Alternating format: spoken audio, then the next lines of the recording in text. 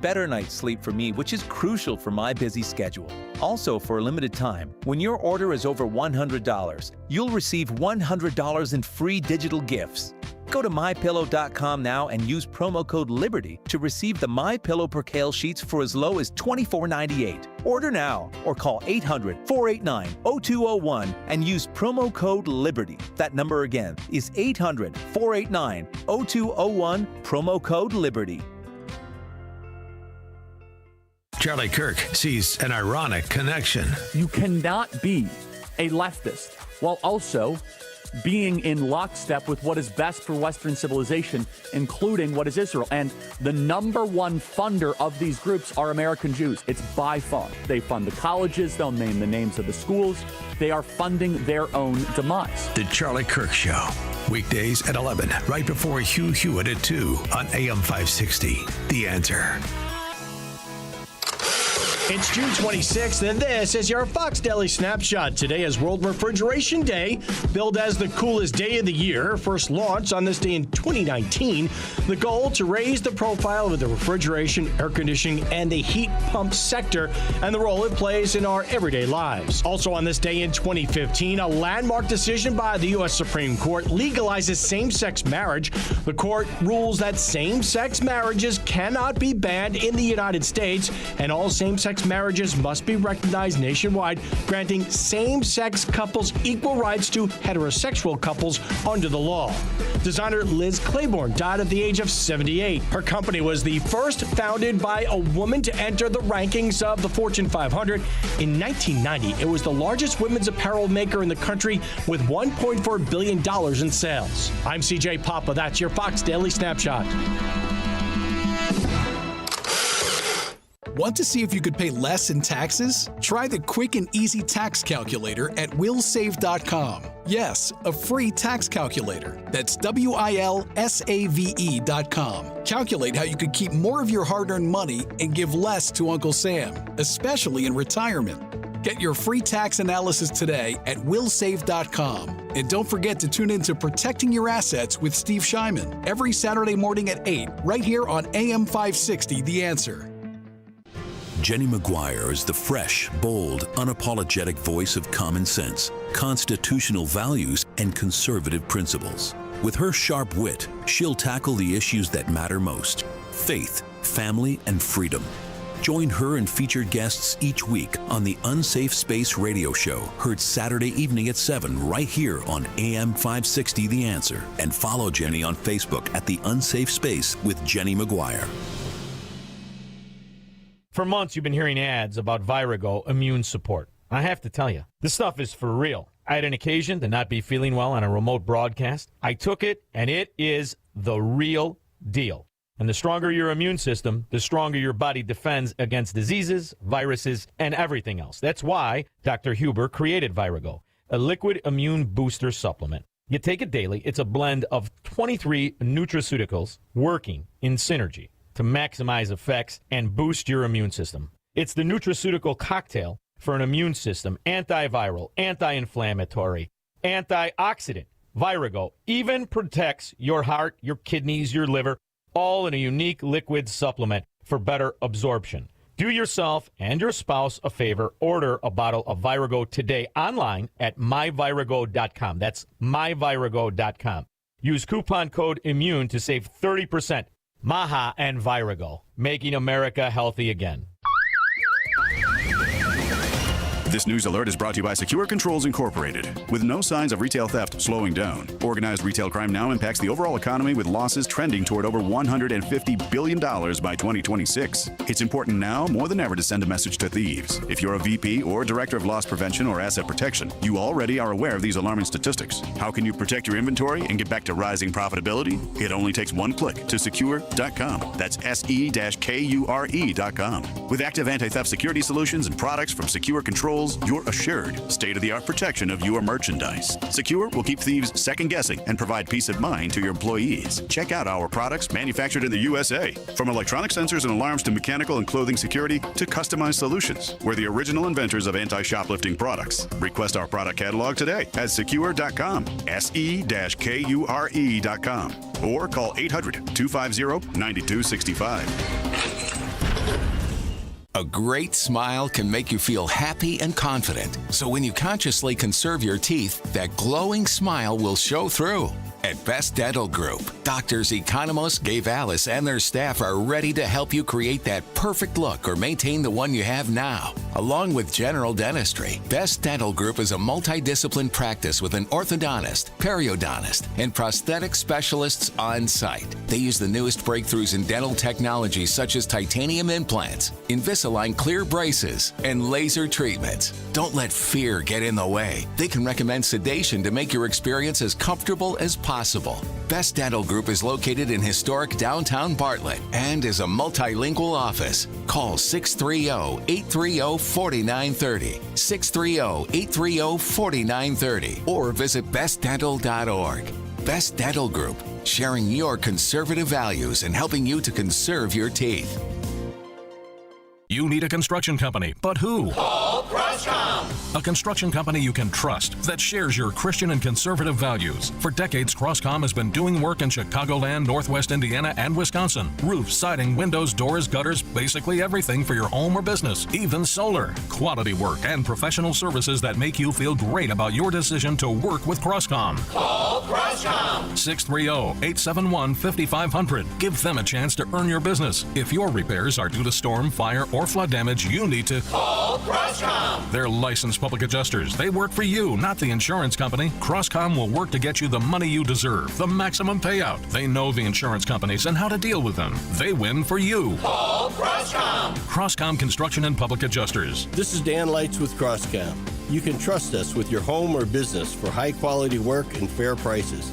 It's the only way we do business. 630-871-5500. CroscomPublicAdjusters.com.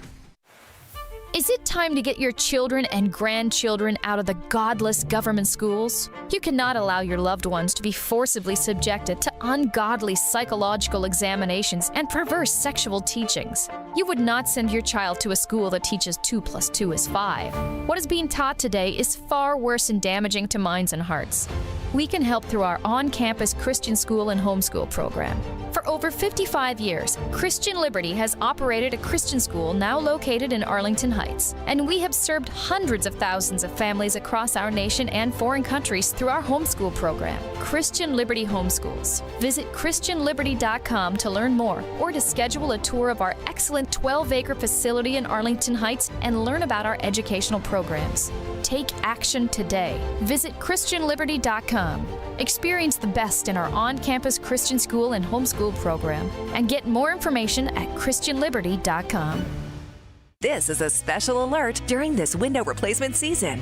Don't get tricked by the cheapest offers and gimmicky ads. Now's the time to see and feel the difference of high-performance windows from Valdecas. When it's time to consider new windows, siding, and doors for your home, you need to look no further. Sebastian Gorka here to tell you about Valdecas. Valdecas has been the trusted name chosen by thousands of homeowners, and they should be your number one choice too. But what's really behind the name Valdecas? Over 25 years of a team dedicated to providing you with the best customer service experience and products that truly bring value to your home. They are a Pella Platinum Elite Status certified contractor for a reason. They have an A+ rating with the BBB, as well as high ratings and positive reviews on both Google and Houzz. Schedule your free in-house consultation at Valdecas.com. Ask about their exclusive manufacturer warranties and their 10-year workmanship guarantee. Don't wait. Book today at Valdecas.com. For the best in class, it's Valdecas. Attention American homeowners, you're under attack. Your home and equity could be vulnerable to cyber thieves.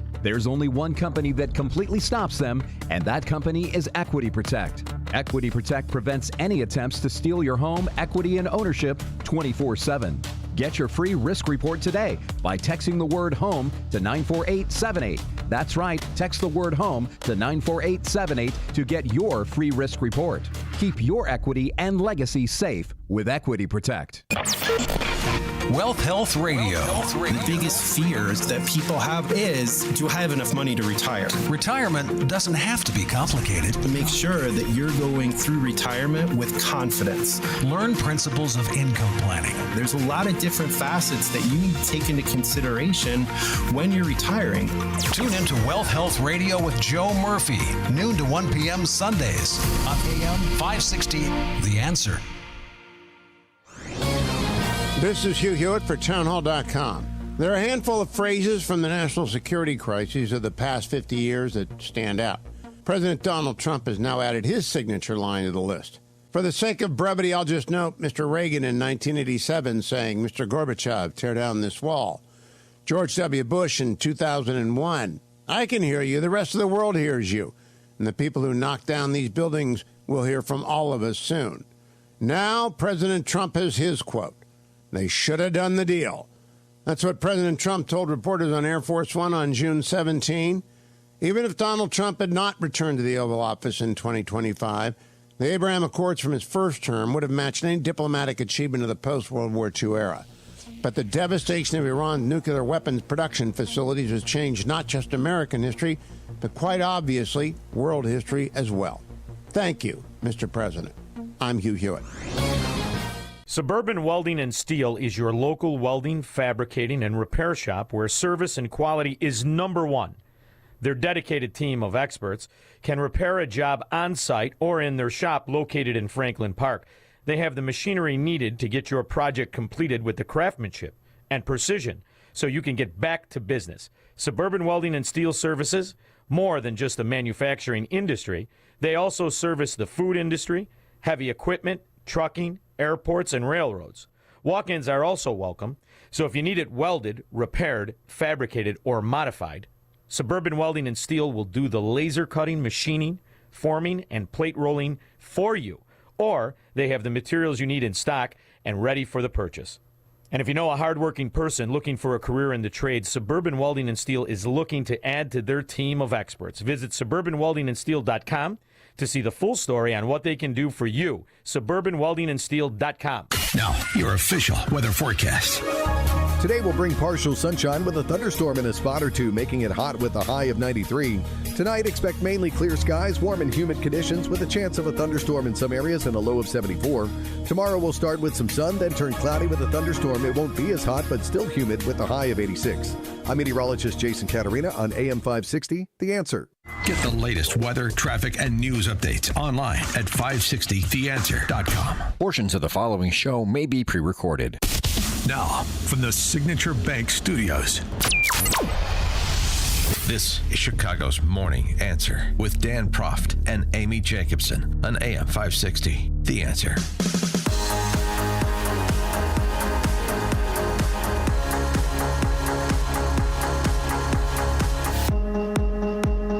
Good morning, Amy Jacobson here.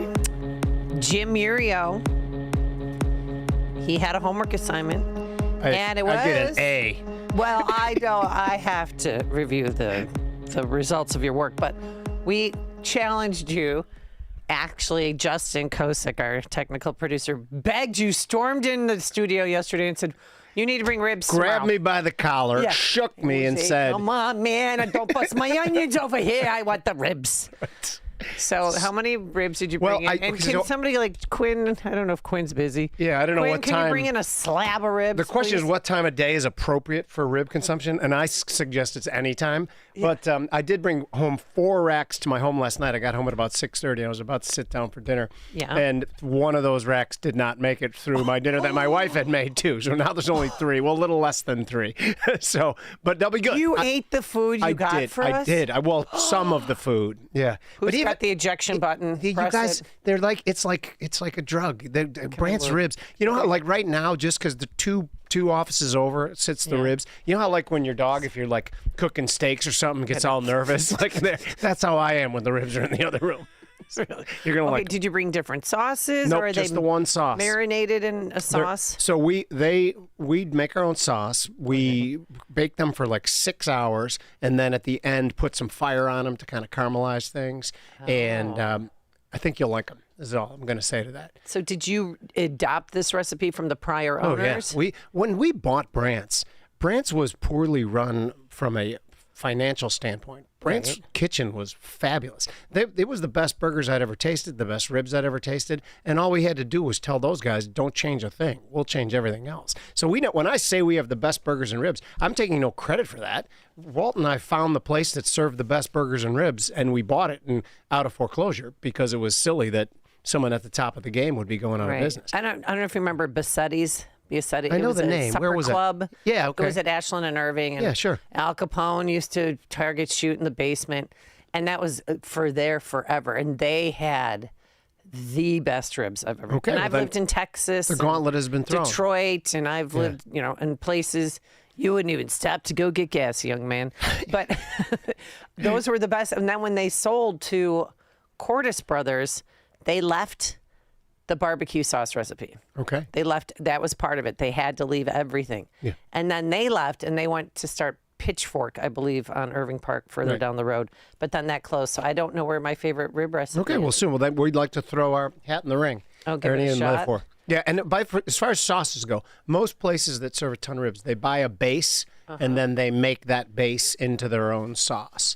So it anyway, I think you'll dig it. Like I said, we get, in competitions, we get rated very highly, like right along the same level as Twin Anchors, which was always one of my favorite spots. Ben Old Town, if you guys don't know, well, everyone knows what Twin Anchors is. Everyone, yeah. Because that was in a movie. What was that? Return to Me, or did I get that it right? was in a Dan would have movie. been I so impressed. Yeah, but I don't know the name of it. But yeah, I remember that it was in a movie because it was All always right. kind of one of my haunts. Well, before we go on any further, I thought it was going to be rib talk for 4 hours. We're talking just ribs. No. Okay. Go on. We could. If somebody would bring some in Challenge here. accepted. Yeah, I need a runner. Showrunner. You know, the showrunners, well, you know, I don't know if you've done television Sure, before. yeah, I've done You'd have television for years. showrunners who Of course. literally would run and get you anything you needed, like your go-to guy. Like, I thought hey, that need was this. normal. Just I'm like, hey, I need that kid. Hey, I need a cup of coffee. Hey, pick up my dry cleaning. Remember, I was with CNBC for almost 18 years. Oh, that's right. Yeah. Well, CNBC was pretty active yesterday about Cuomo conceding and Mondani. What was their tone? Were they happy about Mondani over there at CNBC? Oh, no. Okay. No. Here. This is do you know Joe Kernan? You know him very well. Yeah. Oh, Joe Kernan.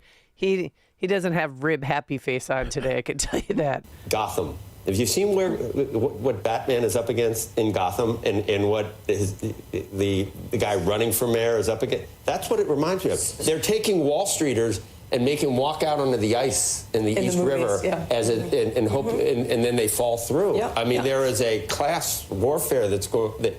So what's happened here, I think, eat is the rich type. There's a division within the Democratic Party in New York City and New York State, and it's emblematic of the division that we see nationally. How far left does the Democratic Party want to go? In Chicago, It wasn't a tried winner to save in it. the Of national. all people, the Chicago Tribune tried to save New York from itself. And The New York Times told voters The New not York to vote Times. for the socialists. about Yes. The New York Times said yesterday Think they said about his that. joyful campaign brought new voters into the fold. This is making Yes, my blood boil a but bit, then they to be said, clear. but I'll tell you why. please don't rank him on the ballot. They said they weren't going to endorse anybody, and then they said, because Kathy Hochul did not endorse anybody, and I wonder if she's regretting that now. 80% of the people who work at CNBC, and there are many people who I still consider my friends, and they might not be after I say this, but I've said it many times. They've pushed these leftist notions for years and years. Oh. If they want anyone to blame, and not Joe Kernan specifically, Joe Kernan fights the good fight, but it almost seems like he's a token to fight for things on the right to make them seem balanced. They are not balanced. And if they want to blame somebody for what happened in New York, Jim Cramer, Carl Quintanilla, put a mirror up and look into it. You are to blame. Sorry about that. I mean, you guys always were good guys, I thought, but you got misaligned somehow, and this is your fault. Sorry. This is what he stands for, this Zaran guy. End cash bail, repeal the walking while trans bill, or ban, walking while trans ban, excuse me. What does that even mean? Decriminalize sex work. Okay. You know what that means? Yeah, of course. Prostitution, get your brothels ready. Yeah. Legalize marijuana. I think that's already happened. Permit safe injection sites. For So if I'm a heroin Yeah. user on the street, they didn't want me, shooting up over at this person's house. I need to, or in front of this school. Sure. There's an injection site. Yeah, of course. And the next step from that is to provide good heroin, because they'll say the heroin on the street is bad, and then all of a sudden they control everything. They're the drug dealers already. They're the bookies already. The government I'm talking about. Restrict solitary confinement. I don't know. Yeah. Enact elder parole. Re-enfranchise incarcerated New Yorkers. Okay. Decriminalize simple drug possession. Repeal all mandatory minimum sentences. Reduce maximum sentences with retroactive effect. Repeal felony bump-up statutes. Repeal sentencing enhancements. end cooperation with ICE, and he wants to provide $60 million of funding for gender-affirming care. 312-642-5600, turnkey.pro answer line. Not to mention the fact that, well, he's Muslim, and he's, I don't think he likes the Jewish community too well. Push is defund the NYPD and refund all of these different social services. Does it just make you uncomfortable? Like the phrase globalized intifada, from the river to the sea? You know, I know people for whom those things mean very different things. Arabic words can be twisted. 312-642-5600, turnkey.pro answer line. You could also text us on that very same line. You know what broken windows policing is, right? There's been books and theses and theories. Yeah, and just remind people. Again, the thesis is that if you prosecute the small crimes, you greatly reduce the big crimes. It works, and everyone knows it works. They know it works. They're choosing the other direction. So if they think, oh, these are small crimes, we shouldn't be prosecuted. Let's see what happens when you turn it even a little bit lawless. That ripples through into bigger crimes too. And again, everybody knows that intuitively as well. The whole thing is stupid. I mean, this is a 33-year-old kid who's never run anything, is about to run America's largest city. Yeah. It's not like it's Chicago. It's the number one city in all of the United States of America. So I was on with Scott Shellady yesterday. I know he's a friend of the show, but he wanted to know what the segment should be called on his show about this event. And I said, let's just call it Congratulations Nashville, because that's really, you know what I mean? That's what's happening here. Yeah. Here's Harry Enton from CNN. The people who hate this result the most are the Democratic establishment. We have seen poll after poll after poll showing Democratic voters fed up with their leaders in Washington, fed up with their leaders in government. 312-642-5600. Let's go to Eduardo in Tampa Bay. You're on Chicago's Morning Answer. Hi, Eduardo. Yeah, good morning, Amy and Jim. Mayor Adams is going to be taking away votes from. Did you guys see that video with Cynthia Gonzalez in L.A. where she's advocating like two gangs to engage ICE? That's what's going to be coming in New York. Oh, yeah, the Cholos. Yeah, we're going to play that later today. Yeah. Yeah. She's calling on her gangster constituents to take care of ICE. Like, rise up, take care of them. The things we used to think are unimaginable just happen every day in this country. But the white liberals, congratulations, wealthy white liberals are the ones who put him over the top. When you were insulated from bad policy. Yep. Yes. So those making the median income $50,000 or less, Cuomo got 0.19. Okay. For those making 50, 100, and more than 100,000, he destroyed it. Zoran did. Did he really? Yeah, for 50 to 100,000 points +6, and for over $100,000 +13. Really? So that's the breakdown right there. So again, wealthy white liberals who aren't affected by the policies are the ones who put him in office. So Charlie Kirk tweeted out, 24 years ago, a group of Muslims killed 2,753 people on 9/11. Now a Muslim socialist is on pace to run New York City. The youngster believes that real socialism has never been tried before. That's my favorite. That's right. You know, it hasn't? Oh, no, it's never been tried before. But the way he says he's so slick and, you know. He's got a great smile. He just seems inviting, welcoming, like, hey, I think he's a likable guy. I'm going to destroy your city, but we're going to have fun doing it. Here's your friend, Jim Cramer. Are going to recreate that place. The rent's too high. You know what? The new mayor, potentially, of New York is going to freeze the rents, and everybody eats for free, so they don't have to worry. Really? Yeah. But how about the rich? No. Do they get shot? No, yes, they get taken away. Are we kulaks? Yes, they get Is this taken away. Lennon We have to go. in 23? We have to leave now. But everybody else, there he is. Mom Donnie. Maybe he's more moderate winning than we the think. Democratic primary for mayor and potentially the successor of Eric Adams. That said, there's still a general election to come here in New York. And by the way, you know, of course, we're here, we talk about it, but we are talking about a $2 trillion economy. It's not nothing. It is he wants to get the rents down. One good way to do it is to stop all business and drive everybody out. That'll bring the rents down. That's a very good point. Right? Go to Jersey, where I am. Yeah. All right. I wanted to talk Warner Brothers Discovery. Yeah, that's so you people are all chiming in on this more than anyone else. Well, and those two really, like Jim Cramer. By the way, this is kind of an aside, but the Jim Cramer who wanted the military to forcefully vaccinate everybody. everybody. I don't know if you remember that. Oh, He came yeah. out in there and said it, which, by the way, never once mentioned that he basically is a vaccine salesman. Like 70%, I might be getting that number wrong, of their advertisement sponsorship money came from pharma.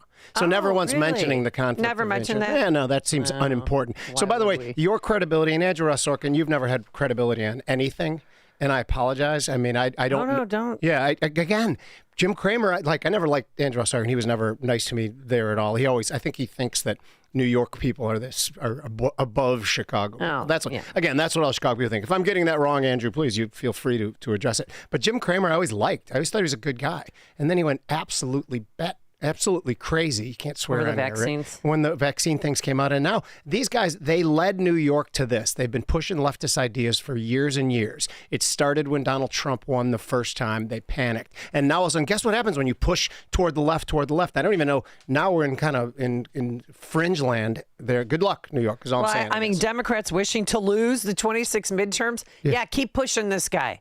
You'll see what you get. So- All right, we'll take more of your phone calls. We have to stop by the newsroom and get the latest headlines. Good morning. It's 76 degrees in Chicago in the AM 560 The Answer newsroom. I'm Nikki Whaley. The FAA says it's investigating after an American Airlines flight was forced to return to Las Vegas Wednesday morning after flames and smoke came out of one of its engines. Flight 1665 was headed for Charlotte with 153 passengers on board, but had to turn around and land minutes after takeoff. The jet taxied to the gate under its own power, and passengers deplaned normally. The airline says the Airbus A321 had a mechanical issue, and it's been taken out of service. I'm Mark Mayfield. The planned shutdown of Job Corps centers across the country at the end of the month is being put on hold. A federal judge granted a national preliminary injunction to halt the closures that were directed by the U.S. Department of Labor. The department claims the program, which offers free education and vocational training along with housing for disadvantaged young people ages 16 to 24, is no longer achieving its intended outcomes. The National Job Corps Association said the injunction will provide immediate stability to students and staff, but acknowledged it doesn't give them finality. I'm Tammy Trujillo. This report is sponsored by Discover. Guess what? Discover's accepted at 99% of places that take credit cards nationwide. You heard right, 99%. If you don't think so, maybe it's time to face facts. You're stuck in the past. Based on the February 2024 Nielsen report. Learn more at discover.com/credit card. Chicago's Morning Answer continues next. Larry Elder says we had no choice. You can dislike President Trump all you want, but were there or were there not, according to Hegseth, 20 million illegal aliens intentionally allowed in this country in the last 4 years? Counting the gotaways and the unknown gotaways, nobody really knows. What in the world are we supposed to do? Nothing? The Larry Elder Show, weeknights at 8, right before Sean Hannity at 10 on AM 560. The Answer. Salem News Channel is America's fastest growing conservative TV network. It's an absolute crazy day. Home to the largest lineup of free speech champions anywhere, delivering in-depth insight and unapologetic opinion on today's biggest news stories. Americans aren't going to put up with this anymore. SNC brings you the news that matters, told with integrity and clarity. Watch Salem News Channel free 24/7 on your television. Stream now on Samsung TV Plus, channel 1177. Are you tired of exposing your retirement to stock market risk? How would you like the potential to participate in credited interest from market indexed returns and limit the downside? Join Mark Kohler for the Retirement and Income Radio Show, Sunday afternoons at 3. You can also call Mark now for your complimentary customized Retirement and Income Kit and Retirement and Income Book at 844-619-SAFE. Mark Kohler, protecting wealth since 1990. That's 844-619-7233. When you're hiring, have you ever felt like you're missing out on meeting truly great candidates for your roles? It seems impossible to find them, but they have to be out there somewhere, right? Well, they're not hard to find when you know where to go, and that place is ZipRecruiter. And right now, you can try ZipRecruiter for free at ZipRecruiter.com/free. ZipRecruiter helps 10 million people with their job search every day. And because these people are actively looking for jobs just like yours, it's easy to find the right person right away. In fact, 4 out of 5 employers who post on ZipRecruiter get a quality candidate within the first day. But if you're not using ZipRecruiter, you're missing out. So see what it's like when the impossible is easy. When you go to ZipRecruiter.com/free right now to try ZipRecruiter for free. Once again, that's ZipRecruiter.com/free. ZipRecruiter.com/free. Never miss out on great candidates with ZipRecruiter. Stop feeling embarrassed about thinning hair and start looking and feeling your best with Hair Grow by New Nordic. Available online at Amazon, Walmart.com, and NewNordicUSA.com, or at your local CVS. Now, your official weather forecast. Today will bring partial sunshine with a thunderstorm possible in a spot or two, making it a hot day with a high of 93. Tonight will be mainly clear, warm, and humid with a chance of a thunderstorm in some areas and a low of 74. Tomorrow, expect some sunshine initially, followed by increasing clouds and a chance of a thunderstorm. It won't be as hot, but still humid with a high of 86. I'm meteorologist Jason Caterina on AM 560, The Answer. Get the latest weather, traffic, and news updates online at 560theanswer.com. Now, from the Signature Bank Studios. Only the biggest stories, only the biggest guests, and only the biggest opinions. This is AM 560, The Answer.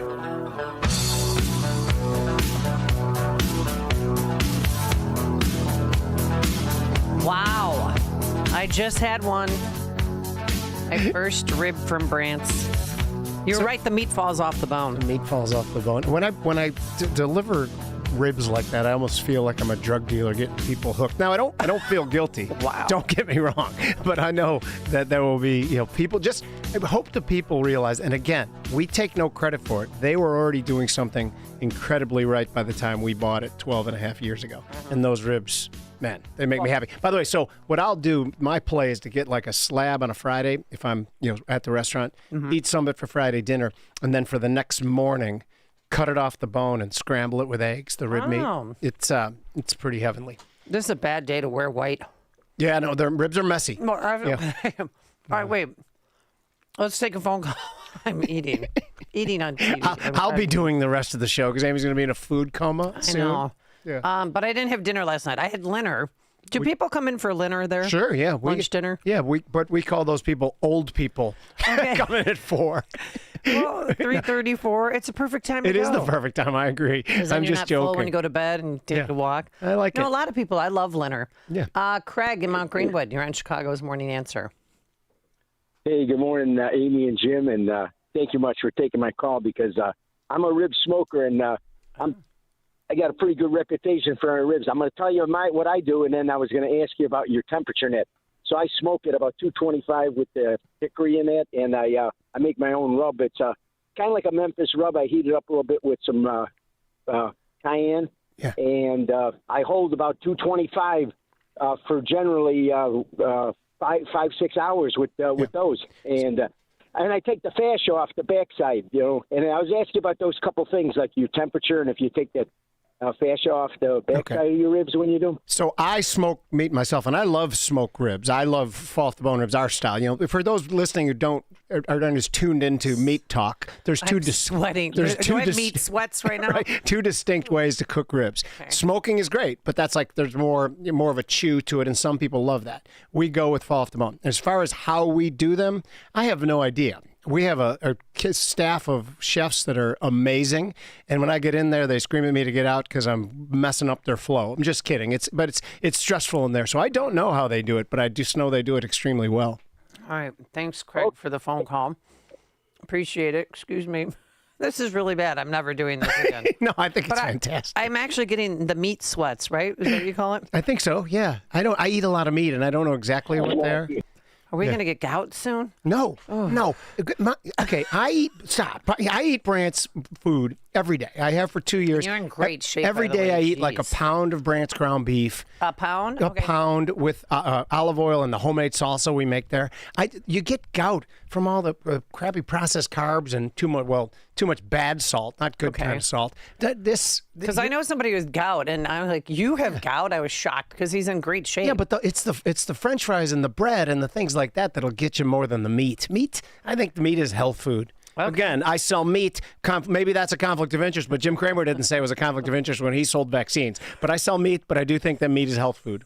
I can't believe Cramer was in on the vaccine push. Oh, yeah. I mean, not in on it, but I mean, there was an ulterior motive for him. Yeah, it's unbelievable. He came on air and said, it should be mandatory. The military should run it. What's implicit in that? Is that they start pounding on doors and dragging people out. What in the world are you talking about, 8,000 people lost their jobs in the military because they would not get vaccinated. Yeah, and I stood with them. I think one of the only reasons... they're now the smart ones. Yeah, of course. The only reason I got it, and I even said so at the time, is because I thought it was going to get serious about you trying to victimize and mandate it, and I wanted to have a ground to stand on to defend people like my brother who didn't want to get it. I shouldn't have got it, too. It was a terrible mistake. Did you get 2 or more? Just 1 Johnson & Johnson, which probably is even worse. Yeah, no, I think it was a terrible After that Tylenol murder case?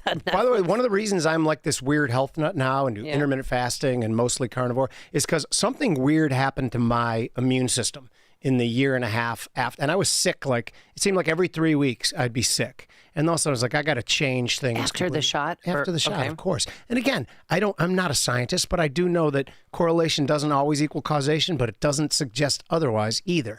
So then I started to get on a weird keto thing, ice baths, which by the way, I can't believe I've been here almost a week and I haven't talked about ice baths. Ice baths are huge in Utah. It's amazing. They have places now where you go to just for ice baths. Yeah, if anyone wants to do a special podcast on ice bath talk, I've done like 3 of them already with some of the big advocates of it, but I think that has been a game changer for metabolic function, for mitochondria function. Okay, we should go. So my wife is probably listening right now going, oh, here he goes down the crazy path again. I would like to talk about ice baths. Yeah, the ice baths are fabulous. What I like to do, like today what I'll do when I got a podcast to do when I get home, then I'll take an ice bath before I work out, pre-cooling. And then your metabolism, you can feel something profound happening. You get so starving. It's like you went on a 14,000-foot hike in Colorado or Utah. And you know how hungry you get then? It's like you've just been burning calories. I just get hungry after I swim. That's one of them too. Which, by the way, so you hit on it too. It's not just the exertion, it's the heat transfer from somewhat cold water. So your body at the same time you're working out in the water is also trying to keep itself warm. That's why swimming makes you more hungry than anything else. And you remember when you were a kid and you're swimming in a cold lake for 2 hours and you get out and you forgot that there was food, and then you're like, oh my gosh, I got to eat as much as I can. That's what happens in ice baths. Interesting. Okay. Yeah. All right, let's go back to our guy. What's his name? What guy? Zohran. Oh, yeah. Right. Marvin, the New York City elections, which, by the way, there is a general election. Curtis Lewa, I've been texting him, calling him.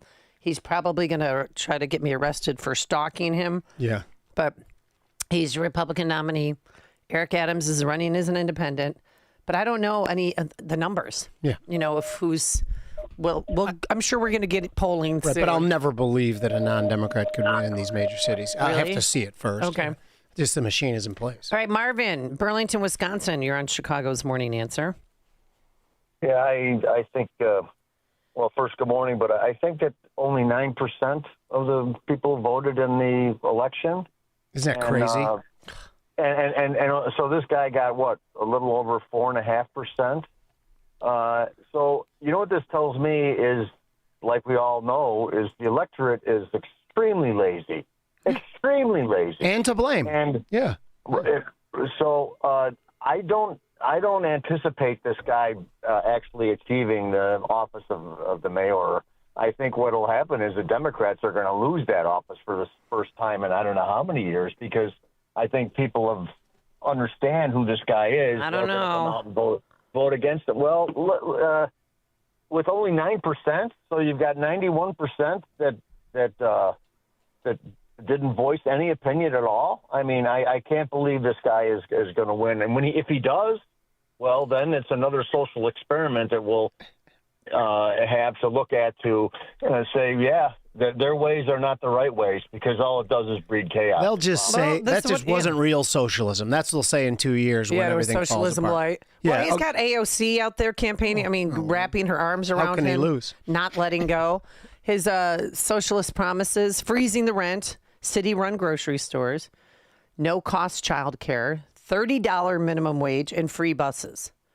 Okay. Which one do we want to say how ridiculous it is first? Like, it's every one of those is absolutely idiotic, and every one of those will make prices go higher, not lower. The only question that's worth debating is, does he know that, and it's just a grift, or is he so stupid that he thinks that freezing rent makes rents lower? Because it can't. It chokes supply. It's so bad that CNN, again, CNN. is like, what is this? Because everyone over 50 years old who remembers Times Square in the 1970s and the 1980s when you couldn't walk through, it was all pornography and crack and muggings and rapes and robberies. Everyone who remembers that is going to vote for Eric Adams. The New York Times, who didn't do an endorsement, did say, please don't vote for Mamdani, as did the Daily News, as did the New York Post. So anybody who knows how bad New York can get all came out against Mamdani because a 33-year-old with zero experience running anything except a little office with 5 employees should not be running the city of New York. Donald Trump is president of the United States. His experience was being on The Apprentice. He's got the head of the Pentagon who's experienced being a weekend anchor on Fox. Are you kidding me? He's got Dr. Oz is in his administration. Dr. Oz, but you're leaving out something. me? She's a 33-year-old socialist who's never run a popsicle stand. He's literally in city government right now. Sorry. After Donald Trump, passed no legislation, authored no bills, by the way. Donald Trump and his Pinky and the Brain administration, no one ever gets to talk about qualifications. Socialism again. will not save the bottom line is what I want to ask you a question. What is your evidence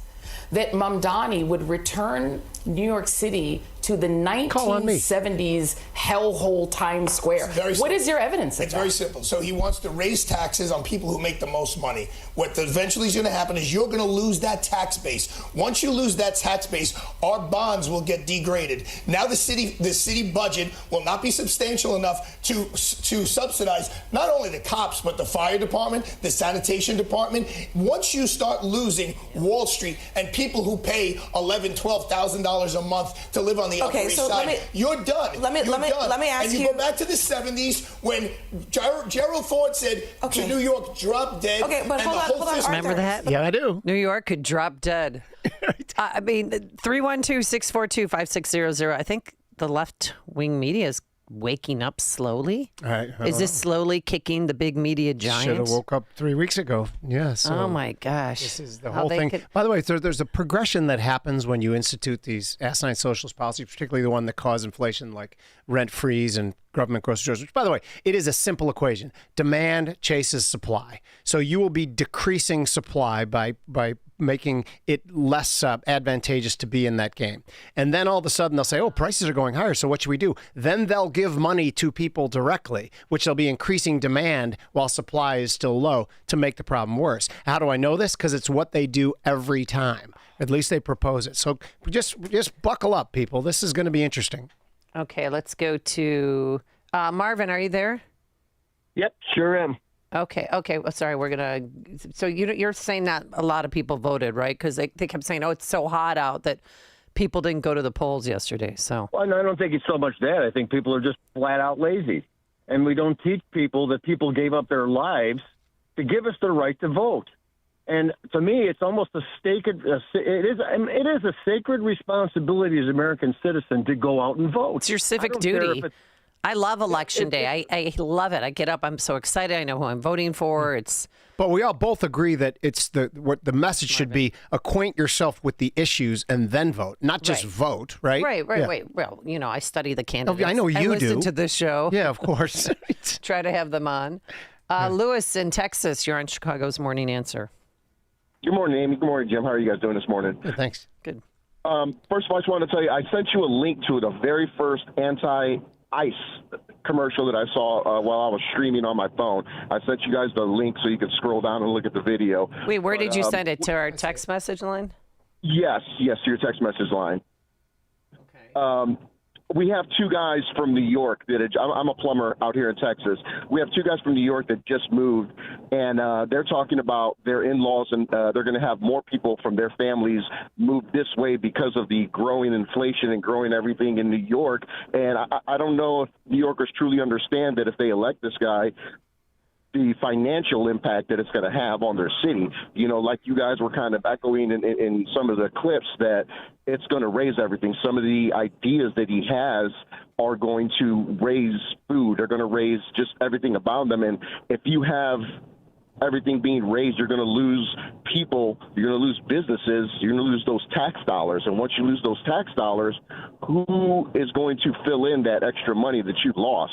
You are going to raise taxes. You're going to have to raise taxes and find that money through more taxes through other people, and then you're losing more people, kind of like what similar is going on in Chicago. The and I death truly spiral. don't think Yeah. I don't truly think they understand that in New York. It may look good. It may look like a trendy thing to do to bring this guy into office to run it, but I think a lot of people are right that they are going to be a dead city pretty soon if they continue on this path. Well, it was all about visuals. Remember how we mentioned yesterday he's a rapper, his mom's a director for a Disney film, Queen of Kum Tum Tum Tum something. They had flashy ads.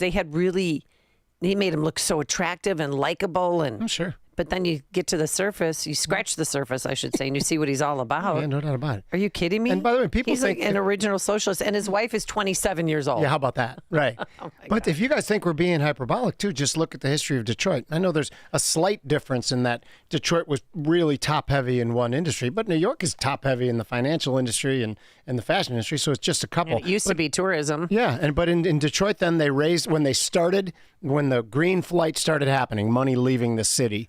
Then all of a sudden they raised taxes on people staying in the city to make up the shortfall. So instead of identifying what the problem is, they do things to make the problem worse. So Detroit passed a 1.5% tax for anyone still residing in the city, and all they did was push the rest of the people out. There would be pictures, and Detroit has come back a long way, but it needed some Herculean efforts to do so. Oh, but there'd it was be bad. just I lived the border. there. It was really, and one side of the border would be out of the city and be green and beautiful, and the other side inside the city would be desolate and look like a ghost town. Devil's Night was the night before Halloween. Yeah. And that was the way we called it, insurance fraud night. Let's go see, because people just set their houses on fire and trying to get the insurance. Of course. And then other people just leave their keys and walk away. Wow. Or mail the keys back to the mortgage company. Yeah. And we interviewed these people. Yeah. They were not the ones that burned their houses down, but no, they might not have did it. But that's what people did. That's crazy. And then they raised all those homes, and then there's a large Hmong population. What does that mean? They started organic farming. Hmong? Hmong is it's the Lutherans. There's a lot of Hmong in Minneapolis and in Detroit, and the Lutheran Church brought them over. I think they're from Laos, but it's a group. Yeah. And they brought them over, to be legal immigrants and whatever. Yeah. They sponsored them. Got it. The Lutheran Church did. I know that in Minneapolis. So there's the Hmong farming. Huh. Interesting. So, but now it's an artist district, and so I can't wait to go back there. Well, that's what happens then too. The bohemian kind of culture moves in once a city's destroyed, and that's the first step to making it cool again. But that then they takes brought decades. down Ford Field because the Lions played in Pontiac. Yeah. At the Dome, and so they brought that to Detroit. Comerica Park is now downtown. Remember when they sold the Silverdome for like $50,000 or something? I don't even know. There's no way that place was a dump. Oh, it was a dump. But that and the Metrodome in Minneapolis. Oh, yeah. Oh my goodness gracious, those places were gross. And then in Auburn Hills, the Palace. Oh, right. So now that's down in Detroit too. So everything's in Detroit now. Okay, interesting. It's not spread out like it used to be back in the day. All right, Joel in Hoffman Estates, you're on Chicago's Morning Answer. Hey, good morning. Looking forward to getting some burgers at Brant's at around 2 o'clock today. So I'm one of those old Hey, people like hey! This is a rib sponsored event today. I love the ribs too, by the way. We do have the out of towner as special. an appetizer. Yeah. We got the half slab. I get the boneless chicken for the appetizer. It's delicious. Me and my kid go all the time. The bowl of what? The chicken strips. Boneless chicken. Yeah. But boneless chicken Yeah, strips. really, really great. Oh, yeah. With a tempura style batter that we do right there in the kitchen. I'm getting so hungry, man. Yeah. I need you to open at 6 o'clock in the morning. Okay, I'll call over there. They'll be real happy about that. We just have a listening party. If we go live from Brant's on a nice summer day. Count me in. By the way, I don't give a shout out to Walt, who's the brains behind the operation, our partner. You've met Walt before. Oh, yeah, I He know does Walt. all the real work, and I take all the real credit. Humping it over there, and you're like, hi. Exactly, I'm out there glad handing the cruise everybody. director. Hi, how Which, are by the you? way, Walt, I don't feel guilty, but I just think it's in the name of fairness. You should get shouted out. Okay. Yeah. All right, Joe, what did you want to comment on besides food? Well, the food sounds even more important. But anyways, I think Marvin's wrong. I think 91% of the people just don't give a rat's butt about voting, because basically the Republicans are all rhinos. Like this state, you're going to vote in a Republican, what are you going to get? I mean, seriously, is anything going to change? Dan talks about that all the time. So I think a lot of people, Republicans especially, are just counting the days to get out of these cities, and they don't care who wins, what happens. They just figure it's a sinking ship. That's my comment. All right. I was going to read Dan Proff's. He texted about this, but we will take Neil while I look for that text. Good morning, Neil. How are you? Hey, good morning. You know, I think this, if you remember, the same thing happened here in Illinois a few years ago. It was the election when they moved the primary to mid to end of June. That was when we lost the one representative because of the census. And I live in a little unincorporated pocket of of Cook County, and that's when they protected Chuy Garcia, and they pitted Kasten against that left-wing nut job, Marie Newman. Oh, that's right. But my point with all this is that the previous primaries, everybody came out to vote, but there was nobody around in the end of June. I think Kasten got 5,000 or 6,000 votes. I don't even think 10,000 people voted. Yeah. I mean, all right. Thanks, Neil. We're going to have to leave it there. We're up against the clock. Bye-bye. Thank you for calling. Yep. You're welcome. Connect with Dan and Amy using the AM560 mobile app. Download it today at 560theanswer.com/mobile. At AlmostFreeTeeth.com, they're dedicated to making smiles great again. If you have medical PPO insurance, find out how you could save 90% off on average to get a beautiful dental implant-supported smile. Check if you qualify right now at AlmostFreeTeeth.com. This is Molly Hemingway of The Federalist. Join me, my husband Mark of Real Clear Investigations, CNN political commentator Scott Jennings, Dr. Carl Truman of Grove City College, and others for the 2025 Making the Case Conference, Friday, July 18th and Saturday, July 19th at Concordia University, Chicago. Learn more at issuesetc.org. Making the Case, July 18th and 19th in Chicago. issuesetc.org. Sign up for the AM560 Answer Advantage to get early alerts on event ticket sales, special discounts, and contest opportunities. Sign up today at 560theanswer.com/advantage. AM560, The Answer. That's awesome. Wish we could tell that story on the air. That is a story for off we the air. can't. All right, coming up on Chicago's Morning Answer, who's your daddy? We'll explain. Today's going to be partly sunny, hot and humid, a high of 93 degrees. It is 6 a.m. WIND, Chicago. Victory over Israel and the U.S. I'm Dave Anthony, Fox News. Iran's supreme leader just declared that in a post on X and then on state TV. Also claiming the U.S. only got involved in the war to stop Israel from being completely destroyed. Ayatollah Khamenei also claims the U.S. gained no achievement and Iran slapped us in the face. All this in stark contrast to President Trump insisting that U.S. airstrikes blew up their nuclear program. Defense Secretary Pete Hegseth, standing next to him at the NATO summit, added, So if you want to make an assessment of what happened at Fordo, you better get a big shovel and go really deep, because Iran's nuclear program is obliterated. An hour from now, Hegseth will give an update at the Pentagon at a press briefing after he and the president pushed back on reports of a leaked initial Pentagon assessment that the airstrikes might have only done limited damage. The Senate will get a briefing on the airstrikes today, the House tomorrow, but Fox's Lucas Tomlinson reports. The White House now wants to limit the sharing of some classified information with Congress in a sign of where it thinks that leak came from. Here's President Trump's Deputy Attorney General on charging the leaker. Whether it's treasonous and whether someone will be charged with treason, listen, we'll work that out, but you better believe that the Department of Justice is going to do everything we can to find out who did this. A scare for a Republican congresswoman. Kat Kemick's office was evacuated after threats she got from pro-choice activists over an interview she did with the Wall Street Journal over her ectopic pregnancy. Kemick, who is pro-life, talks in the interview about exceptions for rape, incest, and instances in which the mother's life is at risk. She believes people mistakenly think that she's in the state legislature and voted for Florida's new heartbeat heartbeat law, which makes abortion illegal after 6 weeks gestation. Fox's Gary Baumgartner. Democratic Congresswoman LaMonica McIver thinks she's a political target after pleading not guilty to charges she assaulted immigration agents in a scuffle outside a detention center last month. They will not intimidate me. They will not stop me from doing my job. America's listening to Fox News.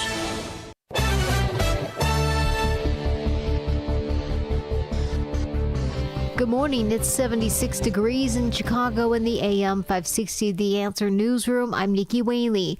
Village officials in Park Forest are taking legal action against an apartment complex that's been without air conditioning for several weeks. Perry Williams reports. Nicole Scott Johnson is a resident of the Autumn Ridge Apartments. I just want them to get the matter resolved. That's all. We have to stay here. So it's our place of living. We want to enjoy it and come home and be happy and not be miserable. Park Forest Mayor Joseph Wood says there's pending litigation between the village and the apartment complex officials.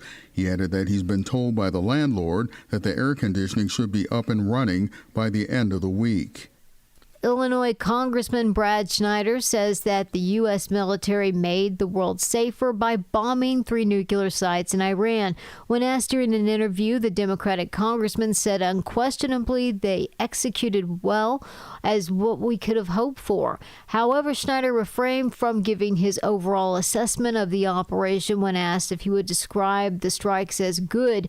Schneider also addressed why he thinks members of his party have been opposed to the operation, saying, "I think this moment of hyper-partisanship on both sides, people react first and then think." Governor Pritzker is expected to announce today that he'll be running for a 3rd term next year. Pritzker's been governor since 2019. There's no word on who his running mate will be. Current Lieutenant Governor Juliana Stratton is seeking to replace retiring senior U.S. Senator Dick Durbin. News is a service of Fox Valley Coins. No waiting, no problems, no charge for in-store verbal appraisals. Bring your gold or silver in today. FoxValleyCoins.com. A check of the roads coming up in 2 minutes on AM 560 The Answer. This week on Capitol Hill is the best way to get informed on everything going on with Congress. Hosted by Tony Perkins and the Speaker of the House, Mike Johnson. We're going to have another reconciliation bill, possibly 2 additional bills coming up in the near future. We're going to continue to codify the DOGE cuts and continue this process. Stay informed and become a regular listener. This week on Capitol Hill. Sundays at 1 on AM 560. The Answer. Sponsored by AxeCap Ventures. America, listen up. Gold prices are breaking records. With inflation raging and central banks hoarding, every American should own gold. And like President Trump said, whoever holds the gold makes the rules. AxeCap Ventures owns one of Nevada's largest undeveloped gold deposits and trades for pennies on the dollar. This could be your way to ride the gold boom. AxeCap trades under GARLF on the OTC. Visit axecapventures.ca today. Hey, it's Mike Rowe, and if you want to do business with a company that actually stands for something, switch to Pure Talk. I did. Sure, I appreciate being on America's most dependable 5G network with unlimited talk and text for just $20 a month, but what I really appreciate is Pure Talk's commitment to our military and to our skilled workforce. That matters to me. Save 50% off your first month when you dial pound 250 and say keyword Mike Rowe. Pure Talk, a wireless company that actually stands for something. Progressive presents Employee of the Month. Small Business Edition. Today's recipient from Lucky Larry's Landscaping, Larry! Larry saved his business money with a quick commercial auto quote from Progressive. Does it help he's his own marketing manager, accountant, executive assistant, and never been late? Technically, yes, but saving really put him over the edge. So, Larry, give Larry a round of applause. Be your own Larry. See if you could save in as little as 7 minutes at ProgressiveCommercial.com. Progressive Casualty Insurance Company and Affiliates. The IRS finally caught up with Louie. I hadn't paid my taxes in 8 years. I owed the IRS a lot of money. Louie was in deep trouble. We're going to take your house, put a lien on your bank account, garnish your pay. They don't care. They're going to take your paycheck. Louie found out about Optima Tax Relief, the leading tax resolution firm. A-plus rated by the Better Business Bureau, they've resolved over $1 billion for their clients. Optima Tax, they help me. They calm me down. They make me feel comfortable, and I trust them. Louie has a lot to be thankful for. I don't owe the IRS anymore, and I'm able to live a comfortable life, a lot better life. It was because of Optima Tax. For tax help you can trust, call Optima now for a free consultation. Take it from Louie. If you owe the IRS, don't go it alone. Give Optima Tax a call. They can help you. Call 800-965-1433. 800-965-1433. 800-965-1433. Optima Tax Relief. Testimonial from an actual client. Some restrictions apply. For complete details, please visit OptimaTaxRelief.com.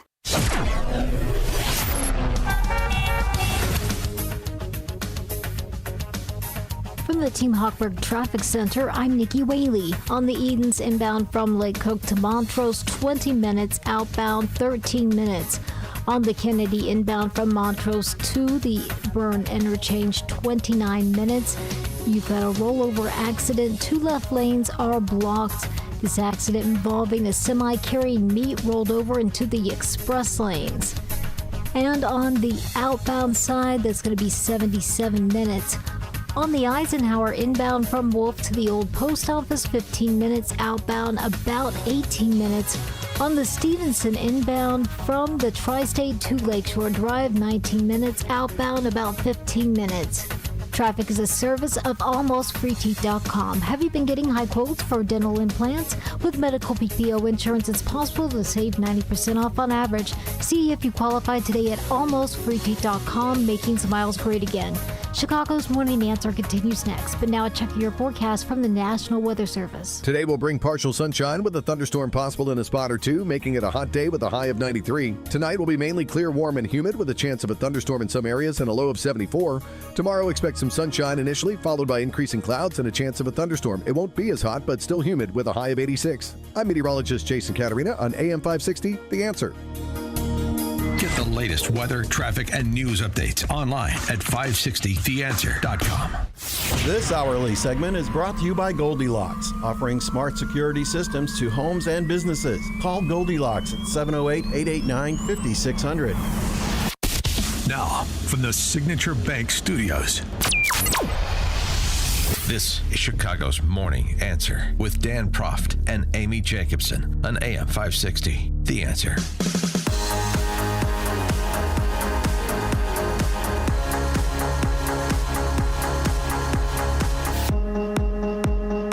Good morning, Amy Jacobson here. Just got done finishing my ribs. And we had John Anthony. He came in because he walks in and says, I don't do ribs. Like he's a cool cat. Like, I don't do that. I don't partake in that food. And guess what he's doing right now? Eating the ribs. Eating a rib and loving it. Yeah. He took one little taster of the sauce. He goes, that's good. That's different. Sweet, but it's got a little kick. So thank you, John, for the endorsement of Brant's we ribs. Thank you very You're the much. man. Yeah. Who's calling who, Daddy? 312-642-5600, turnkey.pro answer line. President Trump had a post press conference at The Hague before heading back. And this reporter from the BBC asked him about who's calling who, Daddy. Go ahead, give my mic. Hello. Deborah Haynes from Sky News. Mark Rutte, the NATO chief, who is your friend, he called you Daddy earlier. Do you regard your NATO allies as kind of children? No, he likes me. I think he likes me. If he doesn't, I'll let you know. I'll come back and I'll hit him hard, okay? No? He did it very affectionate. Daddy, you're my daddy. Do you regard your NATO allies, though, as kind of like children? And they're obviously listening to you and they're spending more. And you're obviously appreciative of that. But do you hope that actually they're going to be able to defend themselves, defend you? 312-642-5600. Yeah, that was in reference to a comment that Trump had made earlier about Israel and Iran. They're fighting like children. This comment. Like two kids in a schoolyard, they fight like hell. You can't stop them. Let them fight for about 2-3 minutes, then it's easy to stop them. And then Daddy has to sometimes use strong language. He said Daddy sometimes has to use strange It's a language. metaphor. It's a metaphor. But either way. But it was funny. And the best part was, you have to watch this clip. Yeah. Marco Rubio all of a sudden got the tickle. He started laughing so hard, and he was trying to compose himself, but it was classic. He should show more of himself like that. It makes him more human, more relatable. No doubt about Marco Rubio's going places. Good. I mean, we have a Secretary of State who's fluent in Spanish. And so he went down the Panama Canal. He was, blah, blah, blah. I mean, he was. Right. Like you don't need a translator. Things don't get lost in translation, lost in feeling. I think he was an excellent choice, and I do too. Yeah, I agree completely. He's a very busy man. But the big news I think out of yesterday was, well, did they obliterate the nuclear sites? Did they not? Well, what's his name? Pete Hegseth wanted to make it perfectly clear that yes, they have been destroyed. If you want to make an assessment of what happened at Fordo, you better get a big shovel and go really deep, because Iran's nuclear program is obliterated. Leaking that type of information, whatever site it comes out on, is outrageous. It's treasonous. These leakers are professional stabbers. That's what they are.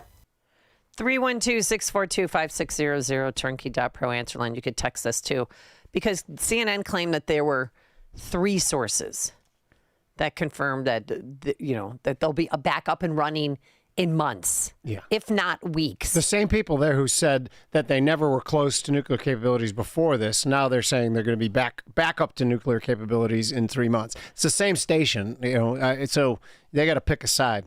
Well, they are doubling down, and none other than the Jake Tapper from the book. What was this book called? How I gaslighted all you people to think that Joe Biden was my lies. Everything's fine over here. Yes, how I'm uncovering my lies. Well, they're doubling down and let people know why their network is on the air. Our obligation as journalists is not to praise President Trump or protect his feelings or to disparage him or to praise him for that matter. Our obligation is to report facts.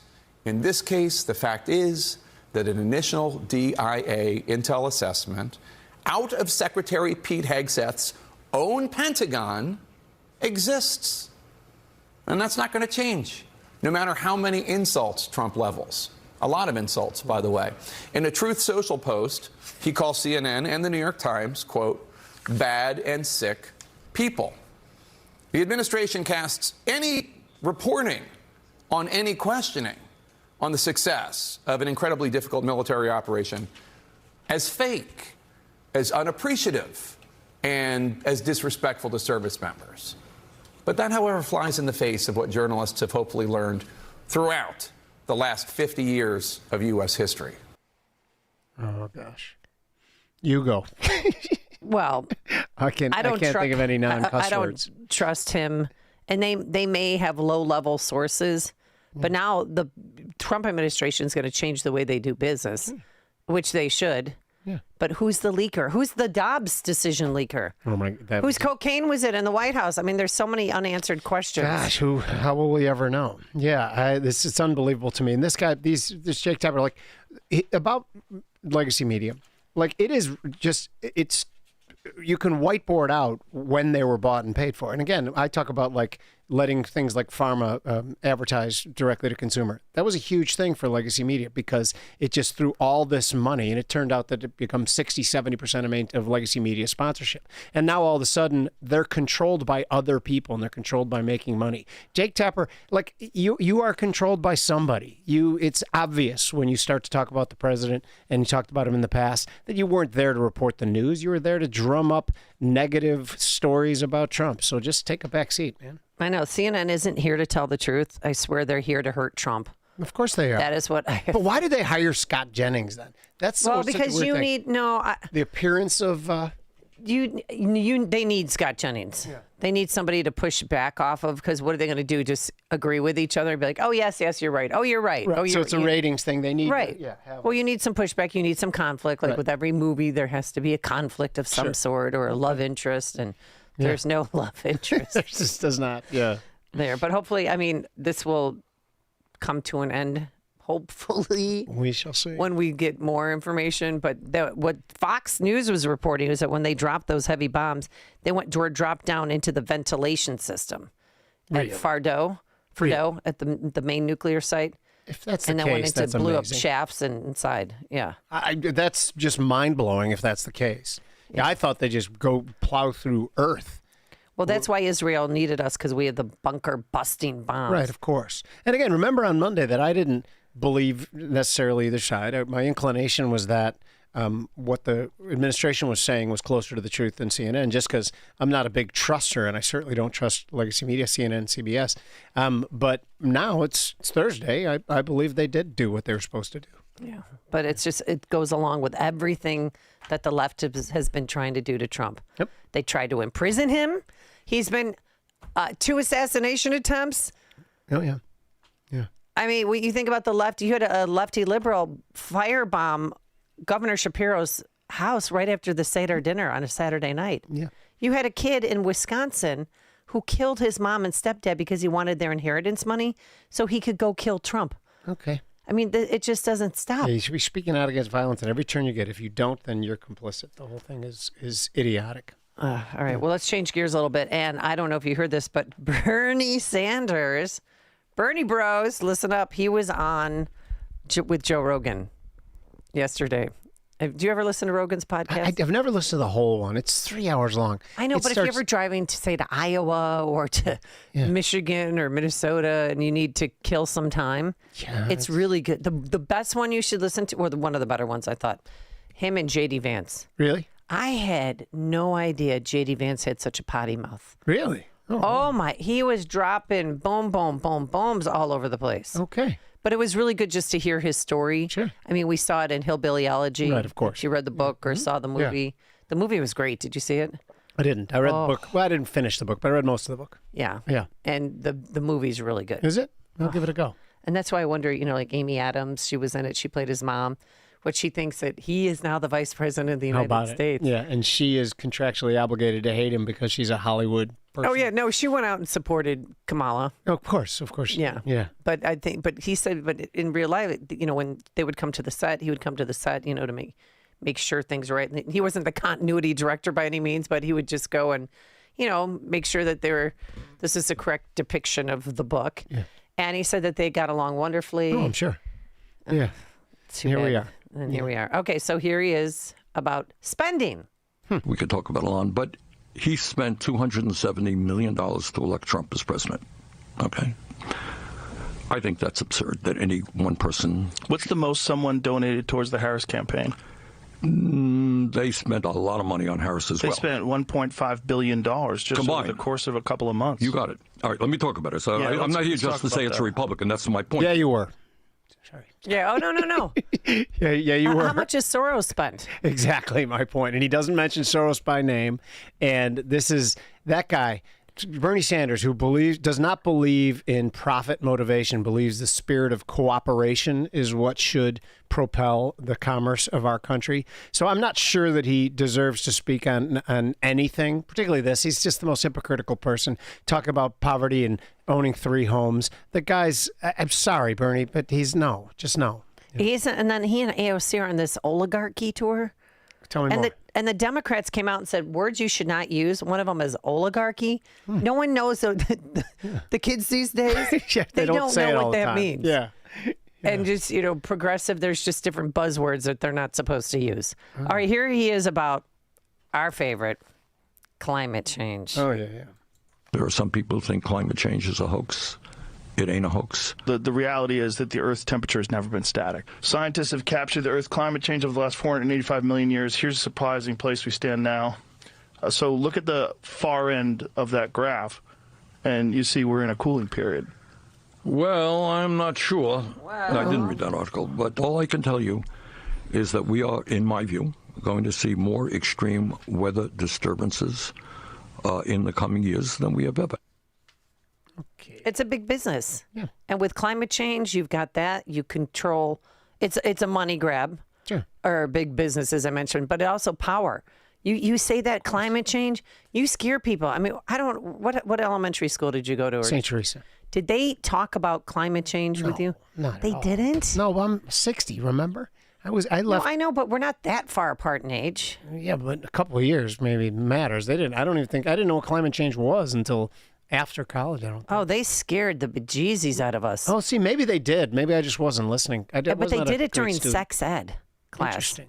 So in reference to, don't have too many children. You don't want your diapers to clog up the landfill. Really? I'm You not got kidding that you. in grade school? Yes. But it put the fear of God in, don't spray hairspray because the aerosol will deplete the ozone with a level. hole in the Do you remember ozone. that? Yeah, the hole in the ozone. hole in the ozone, and we're all that going to went away. die. Yeah, we're surely going to die. I mean, they scare kids, and the kids these days. I have a friend whose daughter had to go to counseling because of climate change scares. But you know what irritates me the most Because they're about the whole telling discussion? the world's going to end. The world's going to end. What do you think kids are going to feel? What did Al Gore say? Yeah, by now, right? That was 5 years ago. Yeah, exactly. But that gets in kids' psyches, and it affects their lives. Yeah. But here's what bothers me the most. You go to Utah quite a bit. I have a place in Colorado. I believe in keeping the planet as clean as we can. So I think do it's I. incredibly important to do. I go out and pick up garbage in Chicago and in Utah. No doubt about it. And I try to keep, I don't use plastics very often. Like I'm kind of a fringy climate-y, and I still can recognize that whatever the left is trying to perpetrate is an enormous grift that's just trying to take all the money out of our pocket and pad the wallets of their friends. They don't think they have any interest in the climate change outlets. No. Yeah. And I don't use plastic water bottles. I use a reusable Exactly. Yeah. water bottle. And so do I. And Yeah. I don't like people that use regular water. Like everybody, if they just carry around their own bottle. But then look at me at work. I'll grab like 3 different cups. Yeah, I know. I should be using the same cup. Of course. It's a work in progress. So shame But on yes, me. no, I know. We're trying. And poor my mom in Tucson, I mean, we've been recycling at her house. Do you know they don't take wine bottles unless you take the label off the wine bottle? Really? It just goes straight in the landfill. Oh, man. That's depressing. And then my friends in Bradenton, Florida, they don't have recycling at all. So you can recycle yourself, and then you go to, there's 4 different park areas set up where you can go and then put your, your bottles, you can put your cans. Yeah, that's good. And again, I never I know would do that. if it's real once it leaves my garage, No. if it really is going to be recycled. I hope to God it is. But it's a big deal. Plastic, reusable plastic is a huge deal. Dan's been laughing at me for years because I'm the one who cleans out the peanut butter jar when I'm done or the jelly jar and recycle it. Yeah, maybe we're not doing anything, but at least, I feel like better about it. I know. Ugh. Remember the commercial with the Indian? With the tear? With the tear coming down his face. I do remember. Yeah. And he was But in do you front of all the remember garbage? Okay, but do you remember that was at the end, and then TV would go off for the night? Right. So I mentioned No, they played the national anthem. They didn't played the national anthem, but I mentioned to my daughter a couple of years ago. I said, and the Indian would cry, and then the TV would go off, and she's like, "What are you talking about?" I was like, "Oh yeah, you guys don't know this." Color bars in town. Yeah, well, we'd call it the ant races because it would all be the fringy stuff, and TV would go off, and they were like, "What do you mean? There'd be no TV? You just go to your cell phone?" No, there were no cell phones. You had to talk or go to sleep or do your homework. Yeah, That's so funny. I saw a little girl at a Ironman race a few months ago, and she was about 3 years old, and she had her iPad because all these kids have iPads. Of course, it drives me bonkers. Yeah. And she looked at her mom and she said, "I can't believe you survived without an iPad when you were a kid." Sad. Look around. Look at this beauty around the you. tree. Look at Put the lake. Go play in the dirt. Yes. Go get dirty. I used Instead to of getting love. dopamine highs from from that stuff. Well, that's a whole other talk topic, which Oh, yeah. I definitely want to get to at some point in time. All right, Lewis, on the South Side. You're on Chicago's Morning Answer. Good morning, Amy, and good morning to your guest. Jim. His Thank name's you. Jim. Oh, But you okay, can Jim. call him Jimmy if you're Italian. If you're Italian, right? Jimmy. or Thanks. Jack. You get in. You're in. Yeah. Okay. Donald Trump's answer to that question about who's your daddy, they got an answer that somebody used to say, "Who loves you, baby?" Okay. Now, the effectiveness of that bombing, the question is not how effective the bombing was. The question is, did they get the memo? The memo is no. The memo is unconditionally no nuclear proliferation. That's the memo right there. And so what they're trying to do is they're trying to character assassinate Donald Trump as being inefficient. But he's efficient. He's winning. And what he needs to do right now, he needs to give those Patriot missiles to Ukraine so that they could stop the Russians from sending those bombs over there, and that will bring the president of Russia back to the table. I don't know. Thank you. Sure. All right. I don't know. I have I don't know. no comment on that part. Putin's, Yeah. He's very set in his ways. I'm not sure I'd go with that. And I know appreciate the President opinion. Trump said, when I get in office, I'll stop the Ukraine war in a day. Says a And lot I of knew stuff. that was just, course not. Right. I mean, he's a showman. By the way, when he was says a he'll do- reality TV star for 13 years. Right. He knows how to work people. But you He knows remember how to about the work 'em prices up of and eggs? get- And yeah. he said, I can get the prices down on the eggs in the first day. And then it was like 3 weeks in, and every news out was like, well, he's been in 3 weeks and the price of eggs haven't gone down. Okay, he speaks in hyperbole. And then all of a sudden, eggs went, cratered See, by I 50%. haven't gotten the cheap eggs version yet. Really? No, mine are still $4.99. It used to be $1.99. See, I don't do any shopping at all, so I just talk like I know. Like, eggs have gone down. I see wanna a go chart shopping with- on my Bloomberg terminal.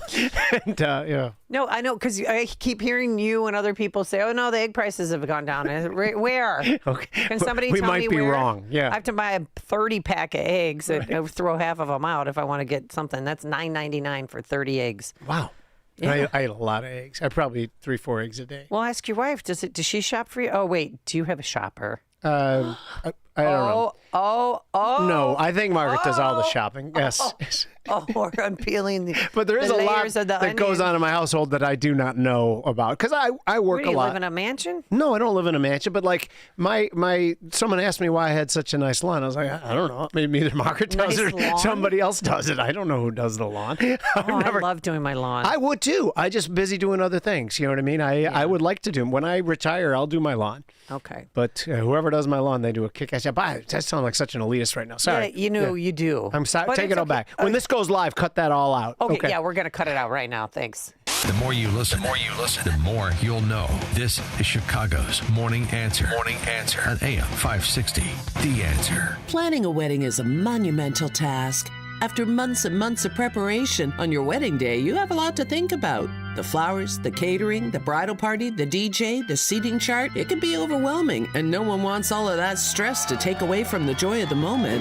That's why you need a wedding photographer you can trust to capture those important moments so that no matter what happens on your wedding day, you'll have those memories to enjoy for years to come. For over 30 years, brides and their families have trusted Tom Kaloran Photography with their wedding days. This locally owned family business will make sure you have lasting memories to share for years to come. Tom Kaloran Photography is the official photographer for AM 560 The Answer. To learn more and to see their portfolio, just visit TomKaloranPhotography.com. That's KILLORAN Photography.com. Or call them at 708-361-0025. Tom Kaloran Photography. Capturing important life moments for over 30 years. Crime in Illinois out of control. That's why I've been proactive and I've hooked up with Goldilocks Security for my home security needs. I love it. Real-time monitoring. Police are notified after every alert. If there is a problem, they will be there. I know that because every second counts if someone breaks into your home. Goldilocks has given me and my family much needed peace of mind. I love the doorbell camera. I could talk to people if they're on the front porch. It's wonderful. They have hundreds of 5-star Google reviews and served Chicago since 1981. They are the real deal. And listen up, they also offer commercial security systems for any size business. Call them today, 708-889-5600, 708-889-5600, or online at GoldilocksInc.com. When you're hiring, have you ever felt like you're missing out on meeting truly great candidates for your roles? It seems impossible to find them, but they have to be out there somewhere, right? Well, they're not hard to find when you know where to go, and that place is ZipRecruiter. And right now, you can try ZipRecruiter for free at ZipRecruiter.com/free. ZipRecruiter helps 10 million people with their job search every day. And because these people are actively looking for jobs just like yours, it's easy to find the right person right away. In fact, 4 out of 5 employers who post on ZipRecruiter get a quality candidate within the first day. But if you're not using ZipRecruiter, you're missing out. So see what it's like when the impossible is easy. When you go to ZipRecruiter.com/free right now to try ZipRecruiter for free. Once again, that's ZipRecruiter.com/free.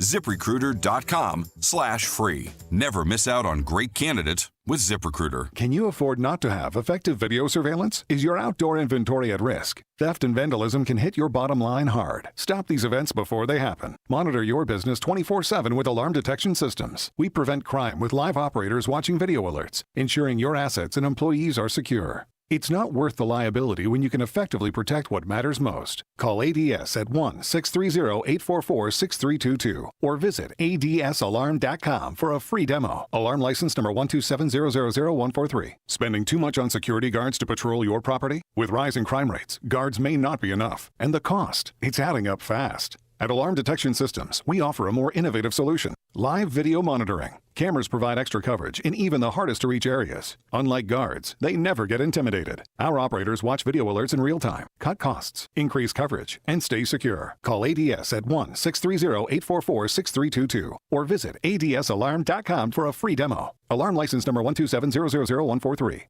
It's news, opinion, and insight at the speed of your life. Streaming at 560theanswer.com on the AM 560 mobile app or tell your smart speaker to play The Answer Chicago. Good morning. It's 76 degrees in Chicago in the AM 560 The Answer newsroom. I'm Nikki Whaley.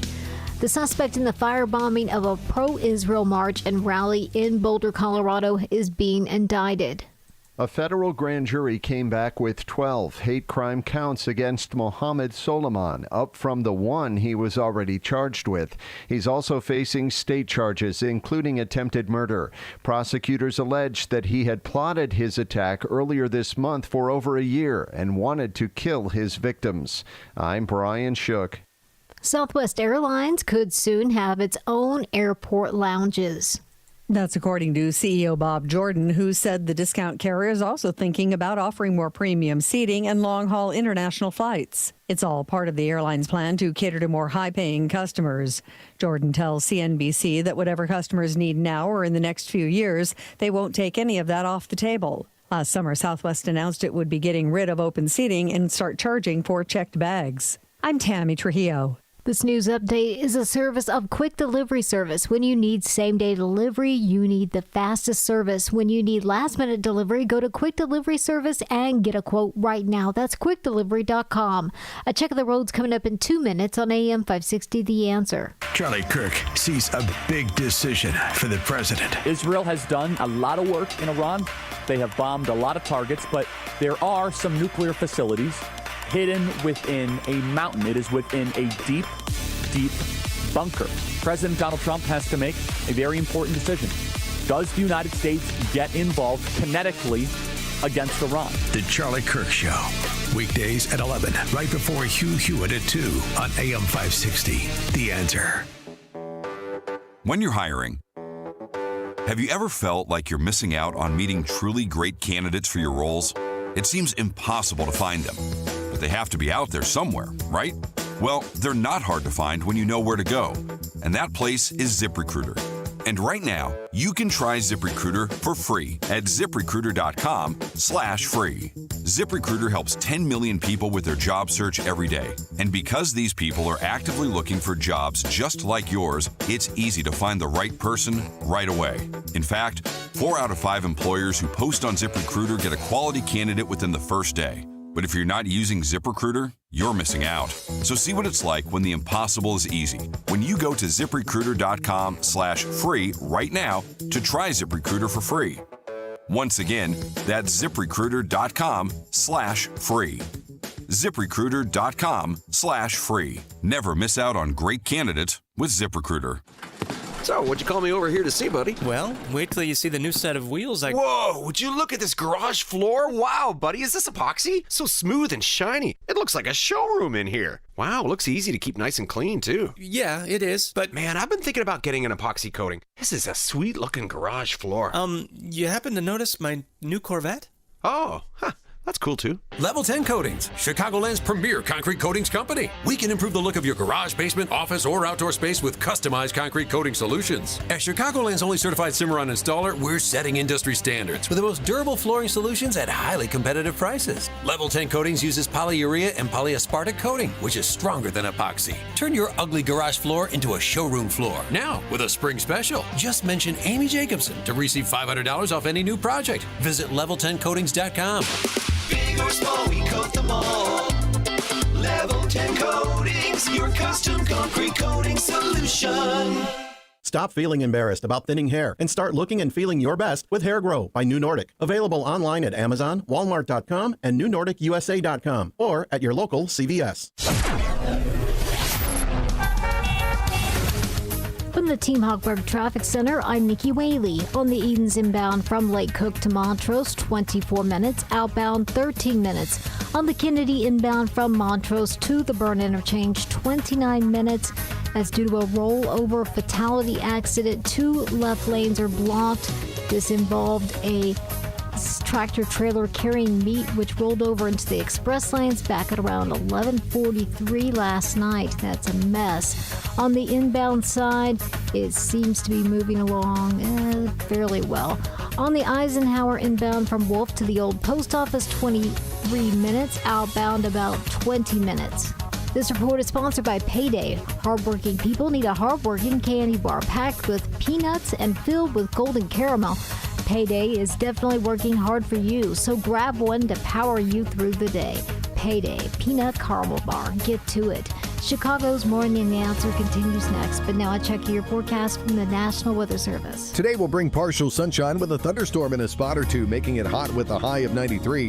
Tonight, expect mainly clear skies, warm and humid conditions with a chance of a thunderstorm in some areas and a low of 74. Tomorrow will start with some sun, then turn cloudy with a thunderstorm. It won't be as hot, but still humid with a high of 86. I'm meteorologist Jason Caterina on AM 560, The Answer. Get the latest weather, traffic, and news updates online at 560theanswer.com. Now, from the Signature Bank Studios. Only the biggest stories, only the biggest guests, and only the biggest opinions. This is AM 560, The Answer.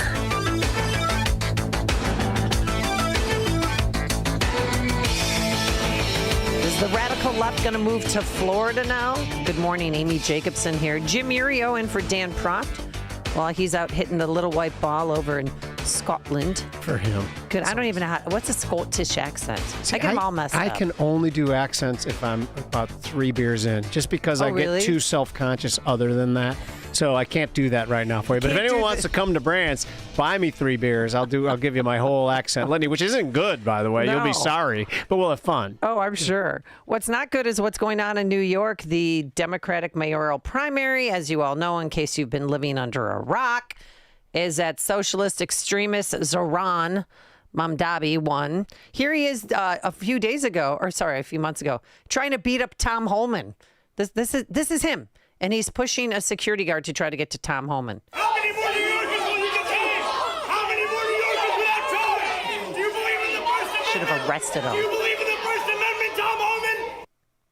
Yeah, he sounds real normal. Well, that's a normal guy. That's who we want leading the and these charge. are straight from his mouth. Push is defund the NYPD and police. refund all of these different social services. Yeah, because what do you need police for? It's no big deal. Just get rid of the river police. to the sea. You know, the river to the sea. I know people for whom those things mean very different things. Oh, yeah. Arabic words can be twisted. Oh, yeah. This case they're not, he didn't say. But So, defund police, freezing the rent, no cost for child care, $30 minimum wage. Why not make it 100, by the way? I'm not done yet. I'm sorry. Free buses. Hello. Yeah. Fast and free. He wants them fast. And $65 million for gender reaffirming care. Okay. So Governor DeSantis reacted to this win yesterday. If this socialist mayor candidate wins in New York City, you're going to see real estate values skyrocket even more in Palm Beach because people are going to get out of that city. As bad as de Blasio was, this guy is going to be way, way worse. He doesn't think that you should have law enforcement in dangerous parts of the city, that you should send in social workers. See how that works out for you. It ain't going to work out well. So, they've made a lot of really dumb decisions, and we've benefited from it. But with more on this and other matters, let's welcome back to the program our very good friend, Anita Padilla, former anchor at Fox 32 and now news director, Florida's VoiceNews.com is where you can find all of their work. Good morning, Anita. How are you? Hey, Amy. Hey, Jim. Good morning. I'm fantastic. And this whole thing cracks me up listening to these sound bites. I know. This whole thing was this. First of all, good luck with trying to say this man's name. I had so much trouble yesterday. Thank you, because I was just saying to him. But I don't want to learn. I don't care. I was saying to Jim just now before the break, I said, why am I hard? It's so Zohran. Zohran Mamdani. So I think of it like my mom, and then Donnie, like Donnie Osmond. Donnie, yeah, Donnie Osmond, exactly. Mamdani. Well, you used to live in New York, so I mean, this is probably no surprise to you, or is it a surprise? Oh, it's a surprise. I mean, this is considering everything that New Yorkers have been through. It's amazing to me that this man did so well, but that just goes to prove who's not voting. You know, we've got, and it also goes to show a lot of the indoctrination that you're seeing at some of the universities around the country, and especially universities in New York. You get a lot of these liberals that are progressive, and they think everything should be free, this, government controlled. It doesn't work out, folks. It never worked out. It's just because it's not done right, Ania. No one's tried socialism. That's what they always say. Like he's 2 years later, socialism for the new time. Sorry to interrupt you, but it's so nice to talk to you. But anyway, yeah, it's crazy. And yesterday the reaction from people down here in Florida. Of course, you know, we're far right down here with. Not far right, but a lot of GOP, a lot of Republicans, and it's a conservative state. And the reaction to this Democratic socialist, Mamdani, winning really had a lot of people reacting. You just heard Governor DeSantis. And it was interesting because he was talking about the fact that the flight that could come from sorry, I got the dogs barking in the background here. The flight that could come from areas like Palm Beach is known for people that are fleeing New York City, and Naples is the area where people from Chicago flee. Yep. They come from Chicago, they come down to Naples. But so he was talking about the property values in Palm Beach that they could skyrocket, that there could be, you know, a big flight out of New York coming down here to Florida. And then Governor DeSantis yesterday was talking about this $5,000 incentive. You know, if you're an officer from another state and you want to get away from the policies of your blue state, or just you want to come to Florida, Florida will pay you $5,000. It's an incentive plan.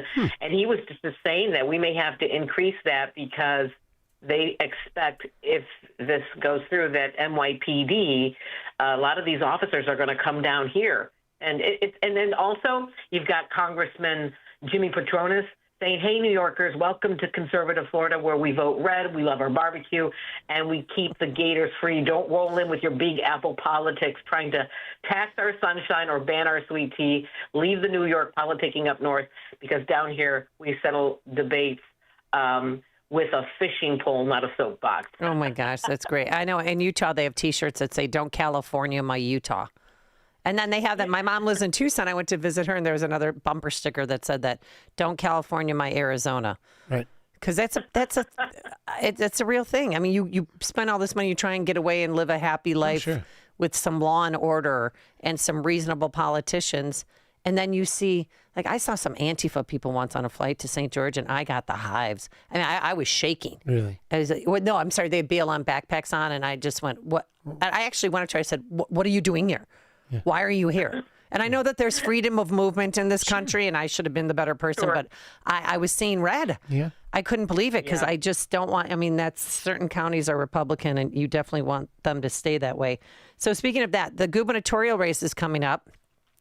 Casey DeSantis I was reading Newsmax, excuse me, and she has a slight lead over Byron Donalds. Do you see that race getting ugly because they're fighting for the same crew? Yeah, you know, and it's funny because you really haven't heard a lot of people normally that you hear, you know, in the state legislature coming to back, you know, either side. Although I will say a lot of people are coming out vocally initially for Byron Donalds, because, you know, he's the Trump-backed candidate already. Even before he stepped into the race, he was the Trump-backed candidate. And so that kind of left a lot of people like, you know, I don't know what I should do. Do I make the governor mad? You know, so I don't know. She has definitely name recognition here. people do love her down here. And if you talk to Governor DeSantis, he'll tell you that she's more conservative than I am, he says. And he's said that, So I don't know how this is going to shake out.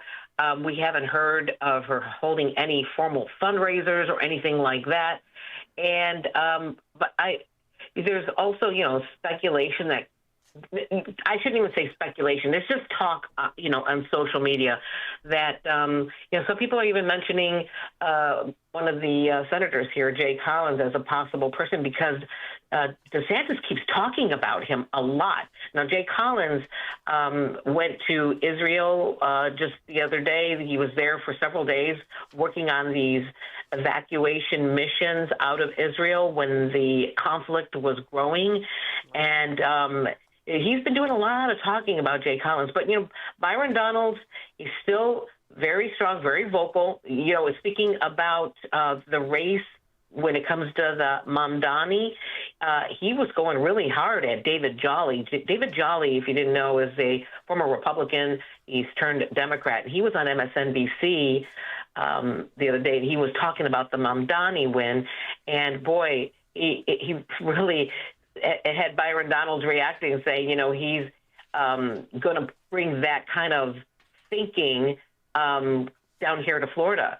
So, he's Jolly, Mamdani, and Democrats are, according to Donald's chief strategist, Ryan Smith, that, they're united behind the whole open border, soft on crime policies that really put the criminals back on the street. And certainly they're going to push that whole thing on David Jolly and make Floridians realize what they could be in for if they vote for him. Well, but it's a two-part question with three subsets. No, I'm just kidding. We love subsets. Is if you take the temperature in Florida right now, is it like Chicago and New York, where the Democratic primary is the only race and the Democrat basically automatically wins? Is the same thing in Florida right now with the GOP? Whoever is the Republican candidate will win, in your opinion. What about Matt Gaetz? Has that name been thrown around?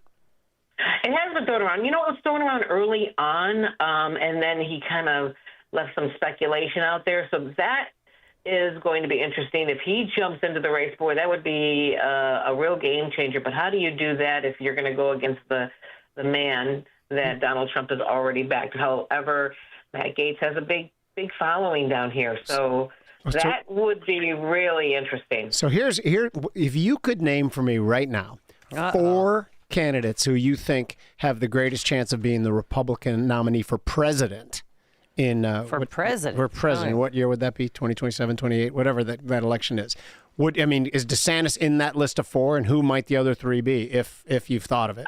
Are we talking? You said the Democratic candidate? No, the Republican candidate for president in the next presidential election. Well, I think you need to keep your eye on, I think, J.D. Vance, J.D. Vance, Marco Rubio ticket, bingo. Maybe even Marco Rubio. I think Marco Rubio is going to be the next president in 2028. I love him. Did you see him yesterday, too, laughing when they were asking Trump, does everybody else call you daddy? What about Vivek? I was hoping someone would say Vivek. I like Vivek. Vivek's. Okay. Vivek, no, I don't think so. I think no from you two. is gone. So J.D. Vance, Marco Rubio, who else? I'm trying to think of. You're not saying DeSantis? Is that intentional? Oh. No, it's not. I just don't. I just think that he's got a lot of favor, right? A lot of MAGA people got really upset with him when he ran against. Okay. Donald Trump, and in the primary, and it's like they're kind of. You think it looks like they've buried the hatchet, but then you would think at some point maybe Donald Trump would have asked him to be a cabinet member at some point because he's such a great leader. I'm a fan of Governor DeSantis. I like him. I like his policies. So I'm just really surprised that. He's not being talked about more, and then maybe that ship has sailed. Maybe he's trying to position himself now for something, possibly down the line, but not president. And then a 4th name, I can't think of one off the top of my head. Not Jim Uriel. That never pops into your head. Jim Uriel. Jim Uriel. Who? Who is that? He's too short. You got to be tall to be a president, and 5'8" won't get it done. Who that guy? I thought DeSantis would be great for Department of Defense Oh, what because he served too. And You know what? I I always think there thought was that talk role about was going to be his.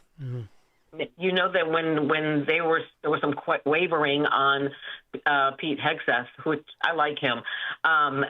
When there was some wavering on him, I think there was some whispering that DeSantis might be in play for that. But it looks like Hegseth has done a pretty good job of showing his leadership. So, and he really was a master at the podium yesterday with some of those reporters. Oh, he really went at them. And he's, being on a broadcaster, he knows how people in news think, and he came at them really hard. Here's 20 seconds of fun for him. If you want to make an assessment of what happened at Fordo, you better get a big shovel and go really deep, because Iran's nuclear program is obliterated. Leaking that type of information. So that's just, whatever the he knows information, what whatever sound bites reporters want. He knows what's going to make the air. That's for sure. Exactly. All right, Yeah. our last item, I'm sorry for cutting out, that we need to discuss is this alligator Alcatraz. What is this? This is fun, right? What is this? So, the federal government has to work on these mass deportations, and where are you going to put all these individuals? And so in the middle of the Everglades, in the middle of the swamp, James Usmeyer, who is our new attorney general, and he is I believe he was a former chief of staff under DeSantis. So a lot of the conservative policies continue, with his thinking, his conservative thinking. He came up with this idea with the governor and with Kevin Guthrie from the emergency management department down here. And this Alligator Alley is going to be a 5,000-bed facility. They're already moving forward with this. I mean, it was fast. They said, hey, we're thinking about this location. It's an old airstrip at in the middle of the Everglades, and it's surrounded by pythons and alligators. And if you think you're going to escape, well, good luck. Go ahead and try, because you're not going to get very far. And already it looks like the federal government is on board with this, the Trump administration. Kristi Noem already talking about the partnership, and they're already looking at a second location. They just announced it yesterday. They were mentioning it, that they haven't really gotten all of the particulars out yet, but it looks like they're going to be looking at this other location. But the Alligator Alcatraz is really interesting. I love the name of it. Alligator Alcatraz. Have you run into an alligator yet there? I haven't personally, but I've seen them at the airport when we were leaving. We dropped off my son, and we were leaving, and my husband goes, oh, my God, there's an alligator. And it was probably a 5-foot alligator just walking along like no big deal, and it was just crazy. They're there. We're used to deer, maybe, if we're lucky, or some rats in Chicago. Nothing but trying to kill us here, right? I saw a crocodile once in South Carolina when I was golfing.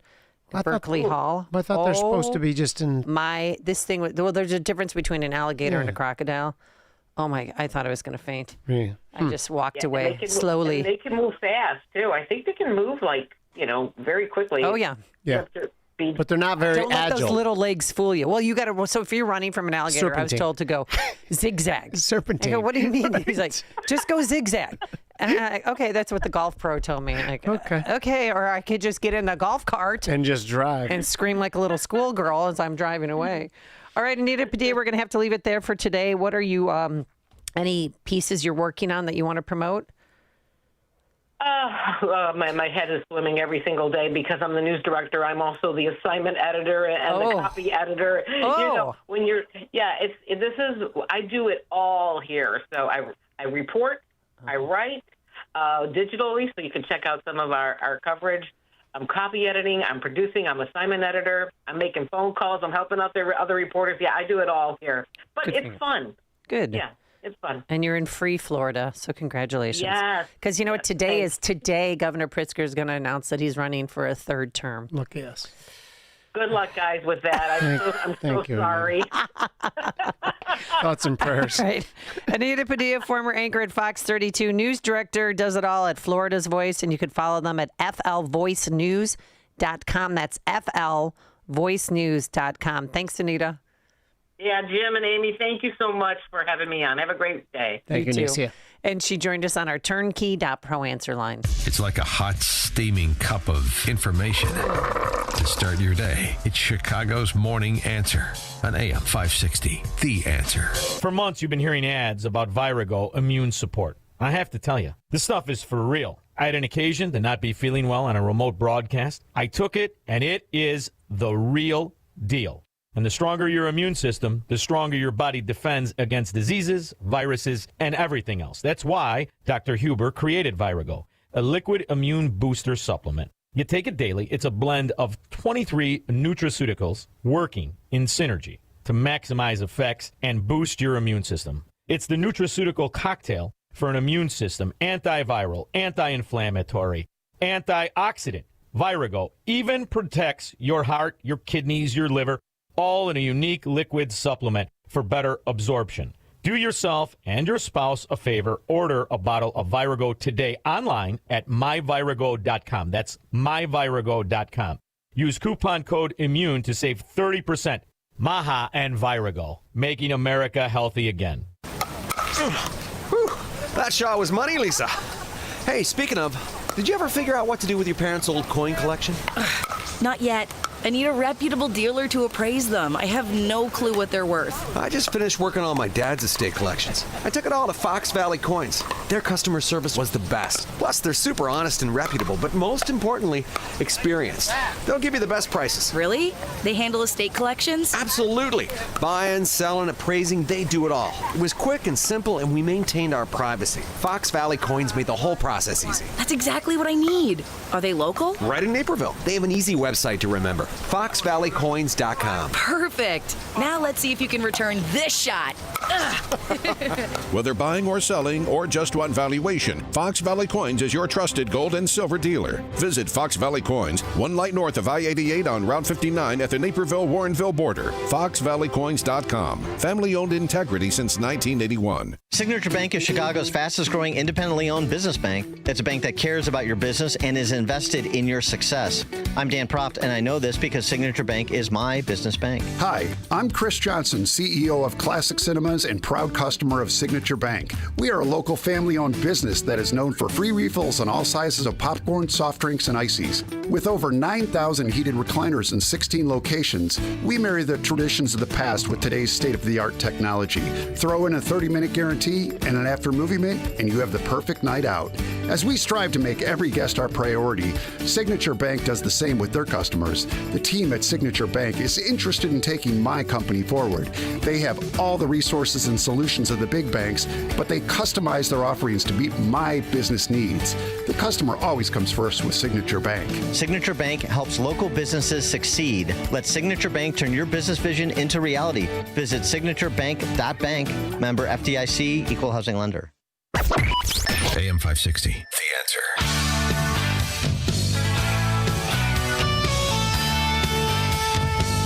Always love having Anita Padilla on the program. She's the best. All right, coming up next, there's a new bizarre twist in those Minnesota assassinations of the lawmakers and their spouses. Well, one spouse, I should say. Dustin Grage joins us with the inside information on that. And then later, the non-apology apology. We love those here at AM 560. Today, it's going to be sunny, humid, a possible afternoon thunderstorm. It is 93 degrees for our high. It is now 7 a.m. WIND, Chicago. The U.S. achieved nothing in Iran. I'm Dave Anthony, Fox News. That's what Iran's supreme leader claims. As the ceasefire with Israel remains in place, going on state TV after posting on social media. Despite the killing of top generals and scientists, the reported destruction of large amounts of military hardware, and what President Donald Trump claims was the obliteration of Iran's nuclear program, the Islamic Republic's supreme leader has congratulated the Iranian people on victory over Israel, and he claims delivering a hard slap to the face of America. Ayatollah Ali Khamenei says the U.S. only entered the war to stop Israel being completely destroyed. Fox's Jonathan Savage. In a few minutes, we'll get a much different assessment of the U.S. airstrike that hit Iran's nuclear facilities, feared to be making weapons, from Defense Secretary Pete Hegseth at a Pentagon briefing. CIA Director John Ratcliffe stating this, quote, CIA can confirm that a body of credible evidence indicates Iran's nuclear program has been severely damaged by the recent targeted strikes. Director of National Intelligence Tulsi Gabbard adding, if the Iranians chose to rebuild, they would have to rebuild all 3 facilities entirely, which would likely take years to do. Fox's Alexandria Hoff at the White House. That's after an initial Pentagon assessment suggesting that there was only perhaps limited damage in Iran, and that was leaked to the media, prompting the White House to say it'll only give limited information and briefings on the airstrikes to the Senate today and House tomorrow. Kilmar Abrego Garcia remains jailed, even though a federal judge in Tennessee wants to release him while the alleged gang member awaits trial. But she's concerned immigration agents could take him into custody and try to deport him again. Garcia was mistakenly deported to El Salvador earlier this year, despite a judge's decision in 2019 protecting him from deportation over fears of gang persecution. When he was returned from El Salvador, he was charged with human trafficking. That's Fox's Jessica Rosenthal. Prosecutors will start closing arguments today at Sean Diddy Combs' sex trafficking trial in federal court in New York. America's listening to Fox News. Good morning. It's 78 degrees in Chicago in the AM 560 The Answer Newsroom. I'm Nikki Whaley. 3 people are seriously hurt from a shooting Wednesday evening at Ogden Park in Inglewood. Police say the victims, a 25-year-old man, 32-year-old woman, and 37-year-old man, were shot around 6:50 by an unknown suspect. All 3 were taken to the hospital in serious condition. Investigators are reviewing evidence near a black sedan found at the scene, but no arrests have been made. Community violence interrupters say that they're working to prevent potential retaliation. Hundreds gathered Wednesday to honor Officer Crystal Riviera, a 36-year-old mother and 4-year Chicago police veteran who was accidentally shot and killed by her partner during a foot chase in Chatham earlier this month. She was remembered as a joyful, fearless officer who dreamed of joining the force and had begun training to become a forensic investigator. 2 men have been charged in connection to the incident, and both remain in custody. A person was critically injured after being stabbed on an eastbound CTA Blue Line train Wednesday near O'Hare. Rosemont police detained a suspect nearby before turning the case over to Chicago police, who are now heading the investigation. The stabbing caused major delays for Blue Line service heading towards Forest Park. No additional details have been released. And a Chicago teen is accused of killing 2 animals on the city's northwest side. Police say a 15-year-old boy trespassed into a yard in the 5200 block of West Newport Avenue. He intentionally killed a duck and a chicken. The teen was arrested Tuesday and has been charged with aggravated cruelty to animals and criminal trespass. News is a service of AlmostFreeTeeth.com. Have you been getting high quotes for dental implants? With medical PPO insurance, it's possible to save 90% off on average. See if you qualify today at AlmostFreeTeeth.com, making smiles great again. A check of the roads coming up in 2 minutes on AM 560 The Answer. Mike Gallagher explains what drives his show. Now, am I oversimplifying this? Let's figure it out together. This is a caller-driven show. If you're new to what we do, I like you as our talking heads. I don't really like authors and guests, and I like Americans. That's what this show is about. Americans talking with Americans and trying to figure it all out together. I want to help. The Mike Gallagher Show, weekdays at 9, right before Charlie Kirk at 11 on AM 560. The Answer. Hey, it's Mike Rowe, and if you want to do business with a company that actually stands for something, switch to Pure Talk. I did. Sure, I appreciate being on America's most dependable 5G network with unlimited talk and text for just $20 a month. But what I really appreciate is Pure Talk's commitment to our military and to our skilled workforce. That matters to me. Save 50% off your first month when you dial pound 250 and say keyword Mike Rowe. Pure Talk, a wireless company that actually stands for something. Progressive presents Employee of the Month. Small Business Edition. Today's recipient from Lucky Larry's Landscaping, Larry! Larry saved his business money with a quick commercial auto quote from Progressive. Does it help he's his own marketing manager, accountant, executive assistant, and never been late? Technically, yes, but saving really put him over the edge. So, Larry, give Larry a round of applause. Be your own Larry. See if you could save in as little as 7 minutes at ProgressiveCommercial.com. Progressive Casualty Insurance Company and Affiliates.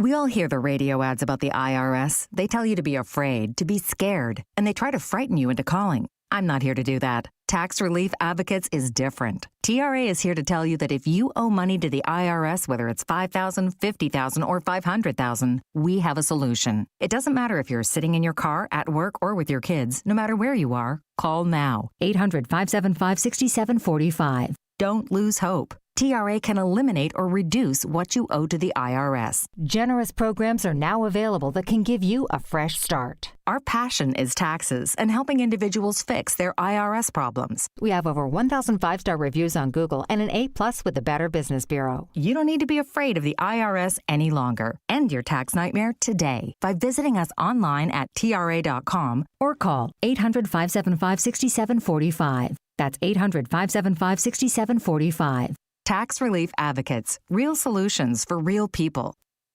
From the Team Hochberg Traffic Center, I'm Nikki Whaley.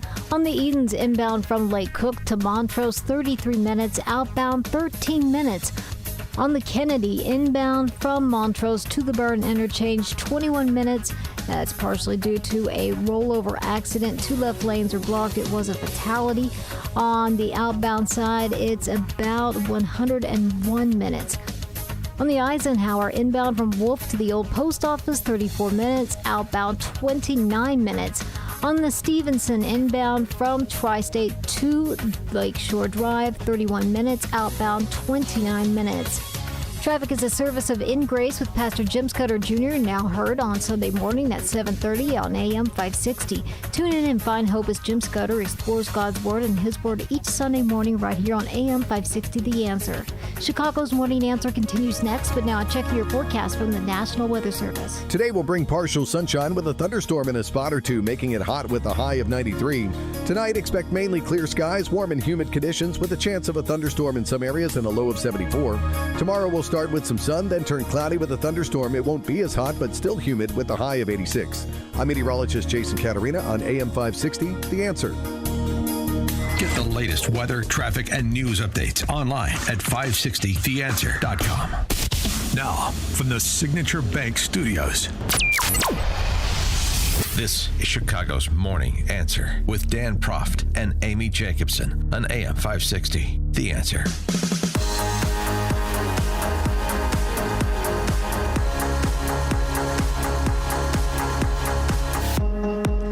Good morning, Amy Jacobson here. Jim Urio in for Dan Proft, and you'll be here tomorrow as well, and we thank you. I've had a very wonderful week with you, and you brought us food today. And people have been texting in, where are these ribs? Where can I get them?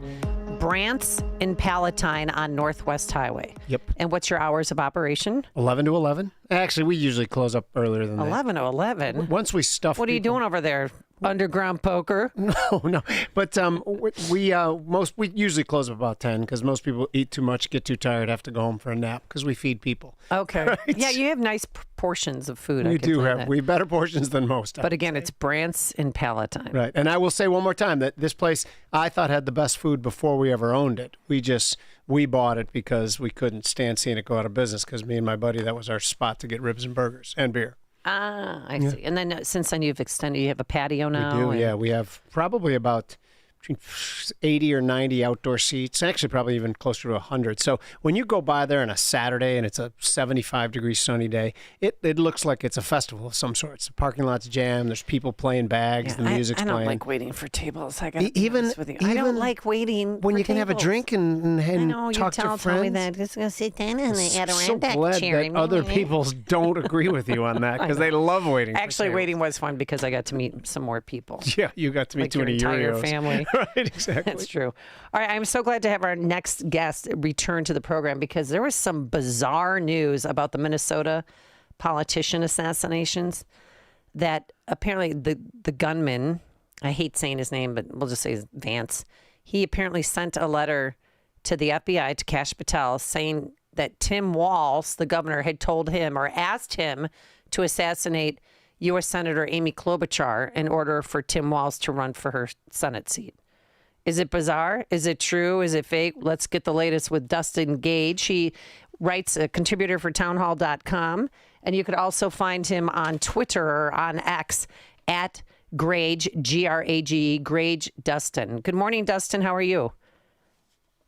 Morning, Amy. Doing great. Thanks for having me. So is this fake news? I mean, is this true that he actually wrote a letter to the FBI saying these things? So he absolutely wrote a letter. Now, whether that letter is true is a completely different scenario altogether. However, I mean, there's obviously going to be an investigation. Like, you have to, look through all your sources. However, this is probably a nothing burger, in my opinion. This is, in my opinion, a very deranged, mentally ill man who is making up a story to kind of go along with whatever is in his head. I wouldn't be surprised if we see some very severe schizophrenia type of diagnosis from this dude. That's just my opinion. So I don't think it's real. And, covering the smell test on something like this, why would Tim Walz call for the assassination of Amy Klobuchar to get her Senate seat? Doesn't make much sense to me. No, Minnesota, I mean, he's not that stupid.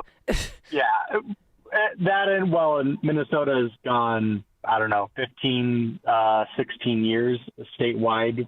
It's been even longer for our senators. Governor is going to be a harder seat to win than a U.S. Senate seat in Minnesota, in my opinion. So why wouldn't he just run for Tina Smith, the outgoing senator seat, this cycle in 2026? That's what he would do. So it doesn't really even pass the smell test, in my opinion. Should they still look into it? Obviously, it's a murder investigation. They need to look through every single lead down to the point of, could there potentially be two people involved? Like, they're still looking at those small details. Granted, they think they pretty much got this nailed down, but it probably doesn't really pass the smell test. It's probably fake news, but the investigation should still go forward. Well, no so doubt. everybody on the left hopes that this guy is some right-wing, Trump-loving nut job. And a lot of Republicans, whether they want to admit it or not, are hoping that he's a left-wing nut job Democrat. Is it true? Did his wife, Jenny, work for Governor Walz?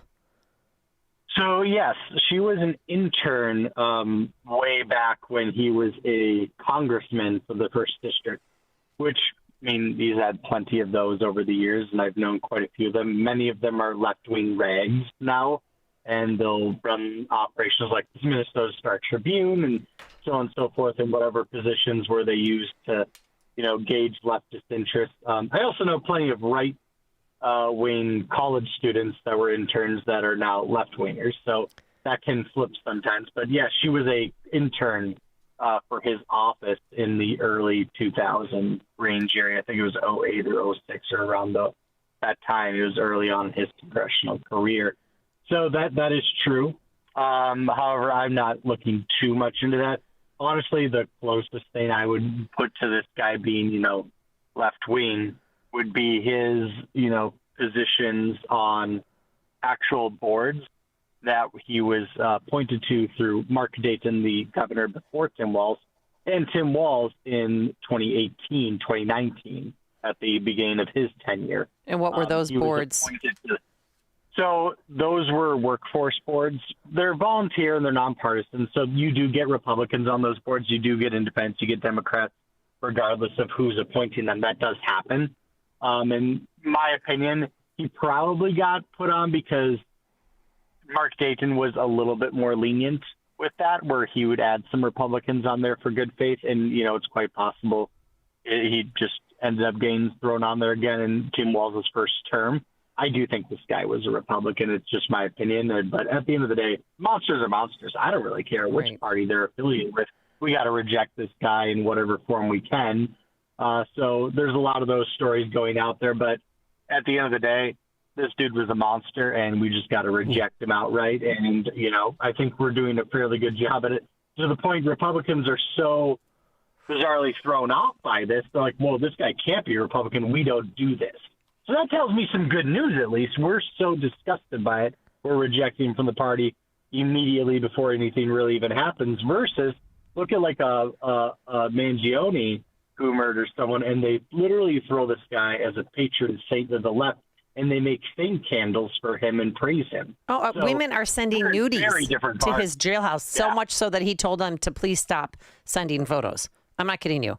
Yeah, it's sick. But he's It's good looking and he's young. How And different Republicans and Democrats would react to something like this. Oh my exactly. All right, well, let's talk about his wife, Jenny, even though I think they were estranged because he was living with some guy named Carlson.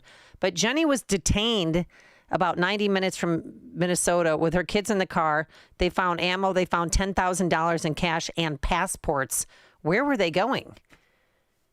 It's really bizarre. I was actually only about 15 minutes away from them when they were pulled over. I was in a wedding up in northern Minnesota, the Hinckley area. So I was actually right by her when she was detained. But that's a very good question. To my knowledge, she was being extremely cooperative with law enforcement. So they ended up letting her go. Honestly, like I could just imagine like, oh, what does my family in a scenario like this do? It's, wow, you have this media storm and this manhunt going down. I'm not going to have my kids around these areas where people are going to be looking. You know, I view it as more like they were escaping. Maybe they were going to Duluth for all I know. Or Alexandria is beautiful this time of year. Yeah, like nice to live just there. Escape somewhere where you can get away. Just go buy a hotel for a couple of days and just be away from it. That's my honest opinion. There's a lot of theories like, oh, maybe they're going to Canada. Maybe they're involved.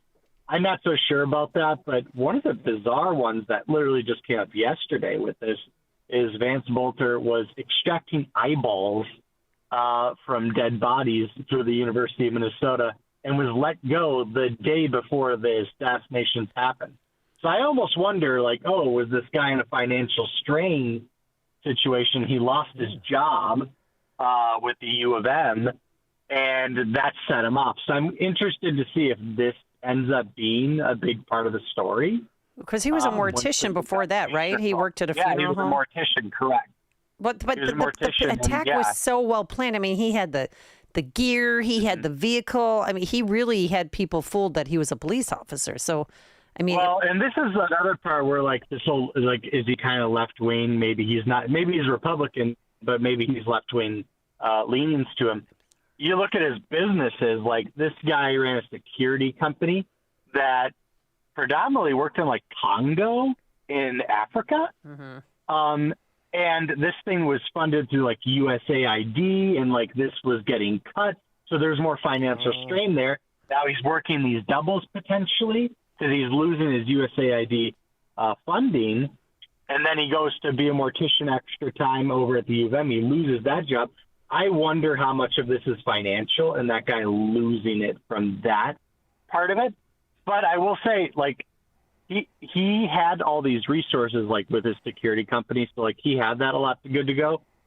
But this guy definitely had problems before that, and there's no question. Because when you look at this hit list of his, you notice that there's people like Kelly Morrison's on there twice. She's now a congresswoman.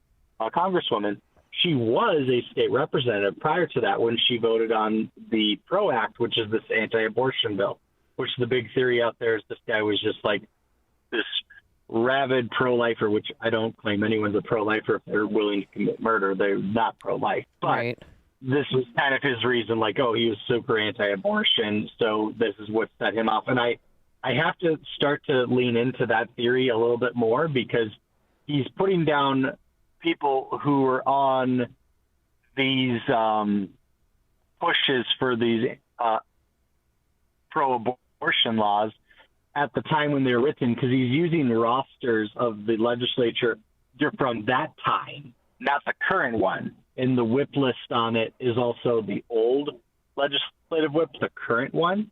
And he's even got the old county attorney, not the current county attorney on there.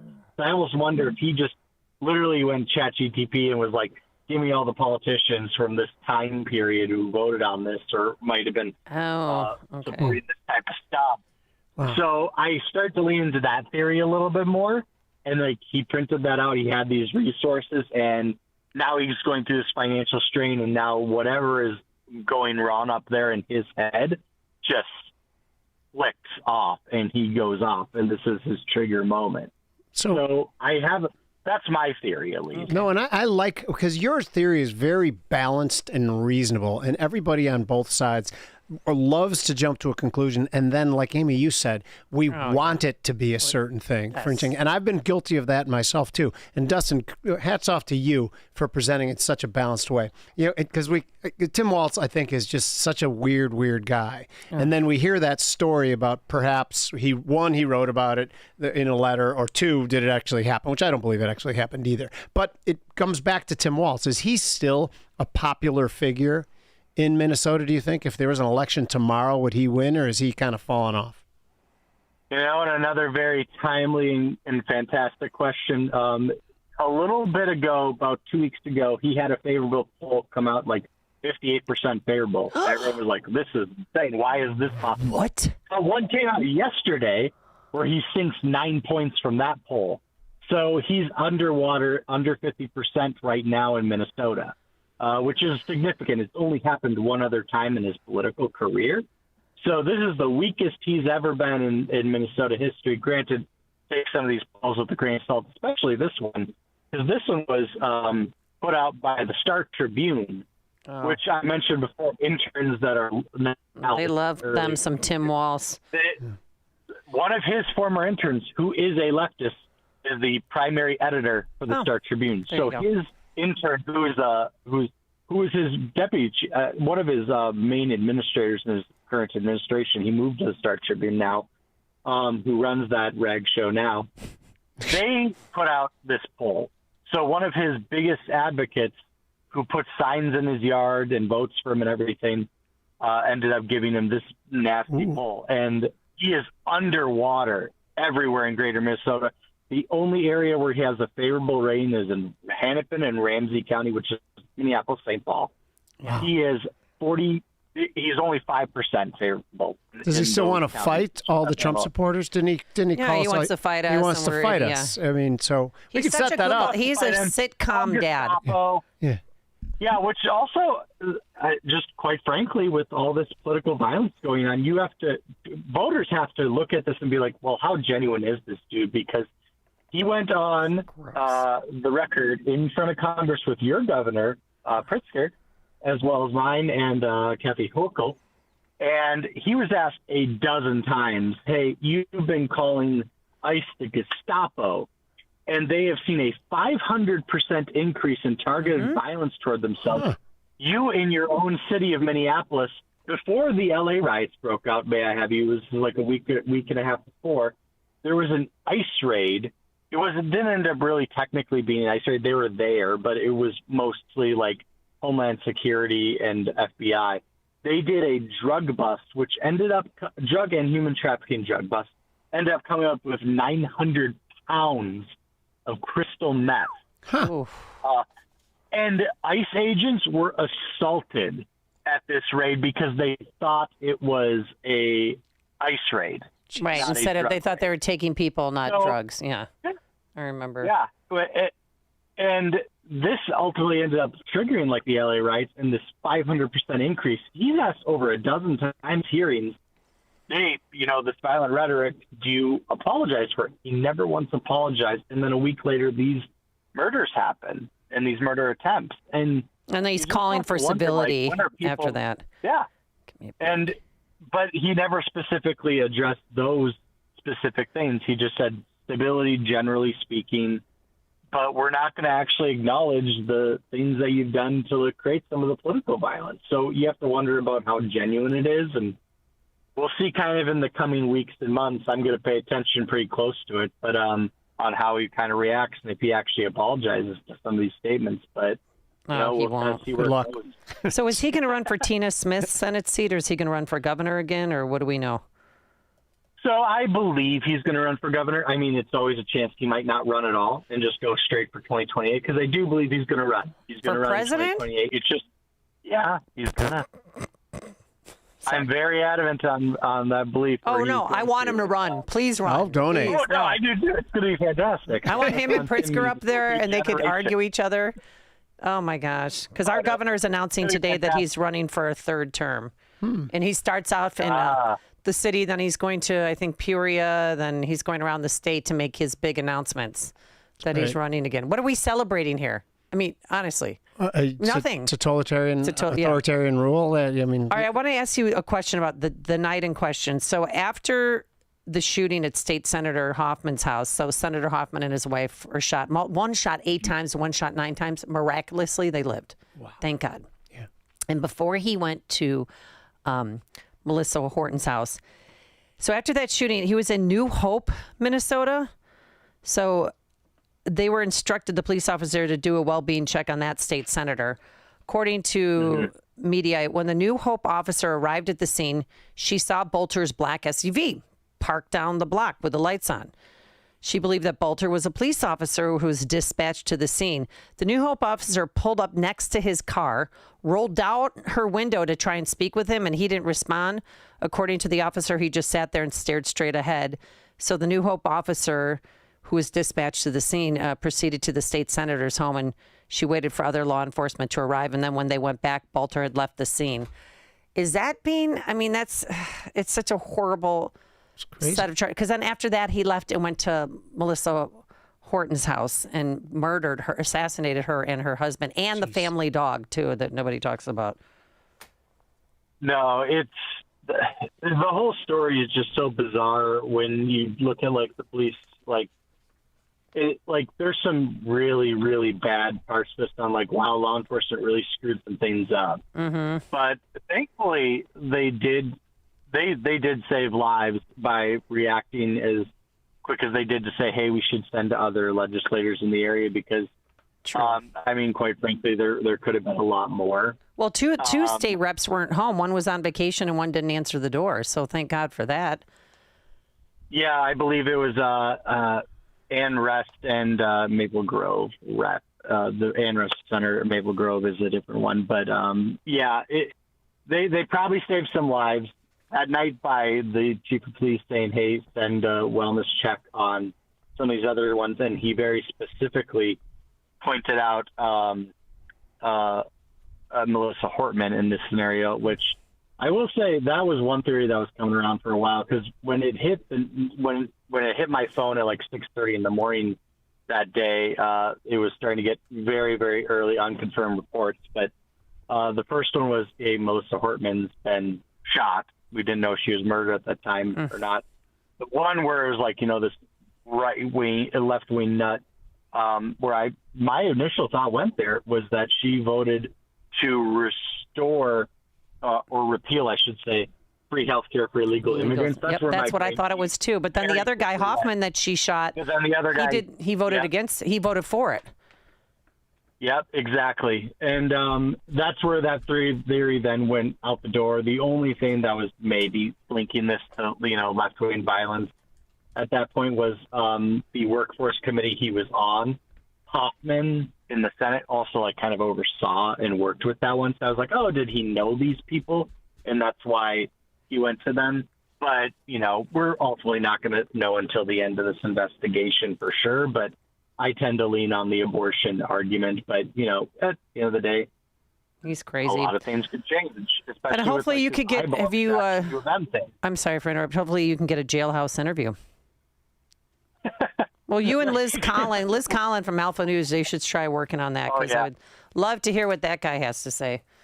It's crazy. All right, Dustin, we're going to have to leave it there for today. Dustin Grage, you can follow him at Grage, Grage, Dustin, Dustin, at X, and he's a columnist also for townhall.com. Dustin, always a pleasure. Thank you so much.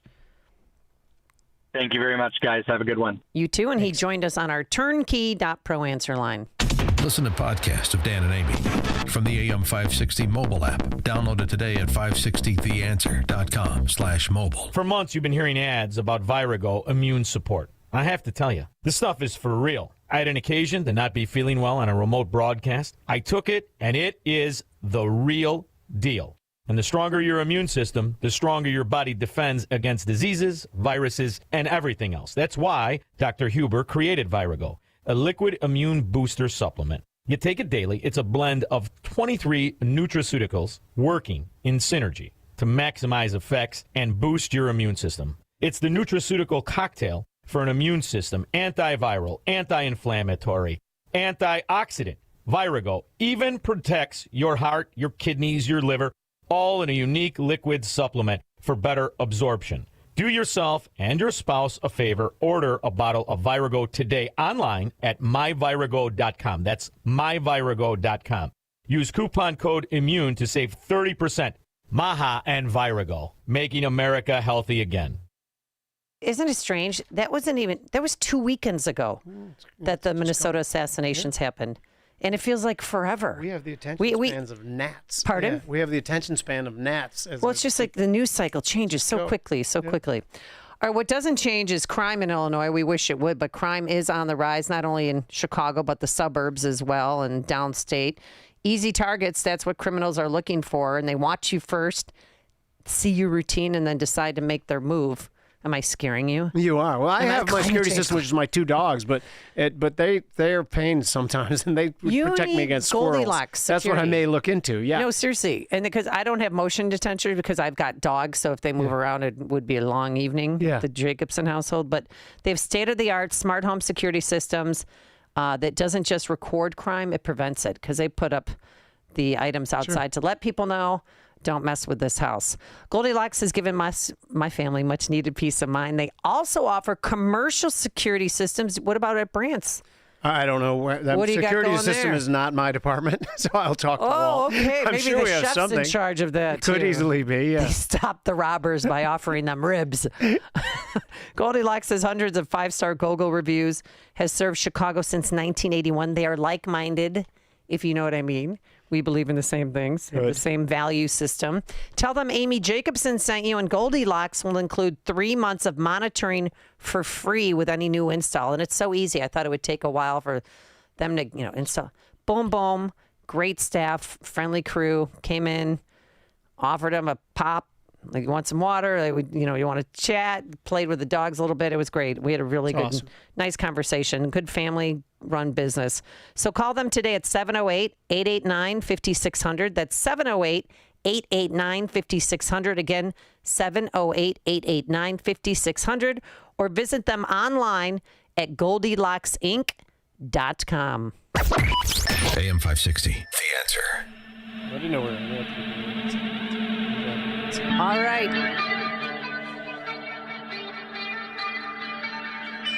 Coming up on Chicago's Morning Answer, travel season's here. We're going to get the latest on that Air India crash because no one's followed up on that. And where is the safest place to sit on a plane? I don't know. We'll begin there with Robert Mark from Jetwine Magazine when we return. But now let's head into that newsroom. Here's Nikki Whaley. From the Team Hochberg Traffic Center, good morning. It's 78 degrees in Chicago in the AM 560 The Answer newsroom. I'm Nikki Whaley.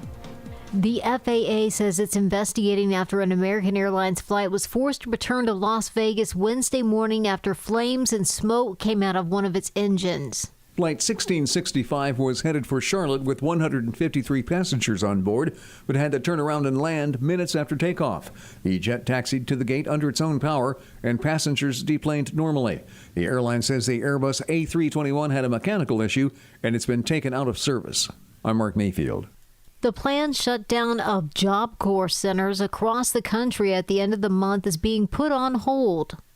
A federal judge granted a national preliminary injunction to halt the closures that were directed by the U.S. Department of Labor. The department claims the program, which offers free education and vocational training along with housing for disadvantaged young people ages 16 to 24, is no longer achieving its intended outcomes. The National Job Corps Association said the injunction will provide immediate stability to students and staff, but acknowledged it doesn't give them finality. I'm Tammy Trujillo. News is a service of Anthony DeGrotto State Farm. Like a good neighbor, State Farm is there working to provide service and expertise when it comes to combining your home, auto, and life insurance. DeGrottosF.com. A check of the roads coming up in 2 minutes on AM 560, The Answer. Hugh Hewitt sees the president standing strong. Look, they should have made the deal. I had a great deal for them. They should have made that deal. 60 days we talked about it, and in the end they decided not to do it, and now they wish they did it. And they want to meet, but it's a little late to meet, but they want to meet. He's a developer. He's not going to offer them the same term sheet. The Hugh Hewitt Show. Afternoons at 2, right before Sean Thompson at 4 on AM 560. The Answer. Salem News Channel is America's fastest growing conservative TV network. It's an absolute crazy day. Home to the largest lineup of free speech champions anywhere. Delivering in-depth insight and unapologetic opinion on today's biggest news stories. Americans aren't going to put up with this anymore. SNC brings you the news that matters, told with integrity and clarity. Watch Salem News Channel free 24/7 on your television. Stream now on Xumo Play. If you're living with pain, see how Relief Factor can help.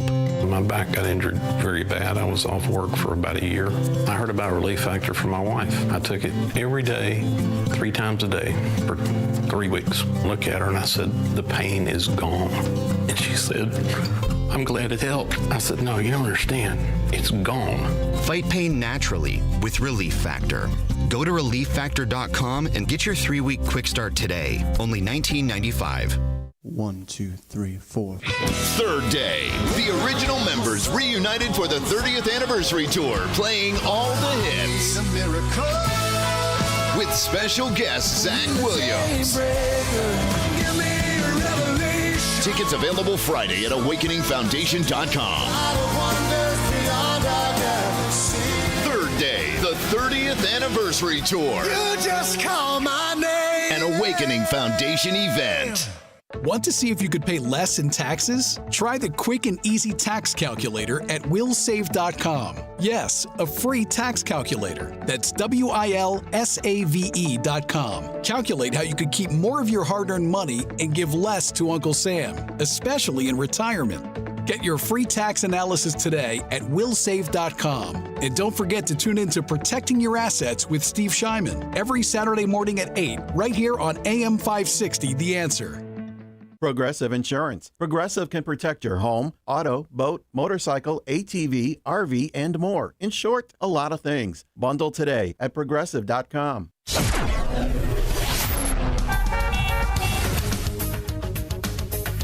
From the Team Hochberg Traffic Center, I'm Nikki Whaley. On the Edens inbound from Lake Cook to Montrose, 23 minutes, outbound 13 minutes.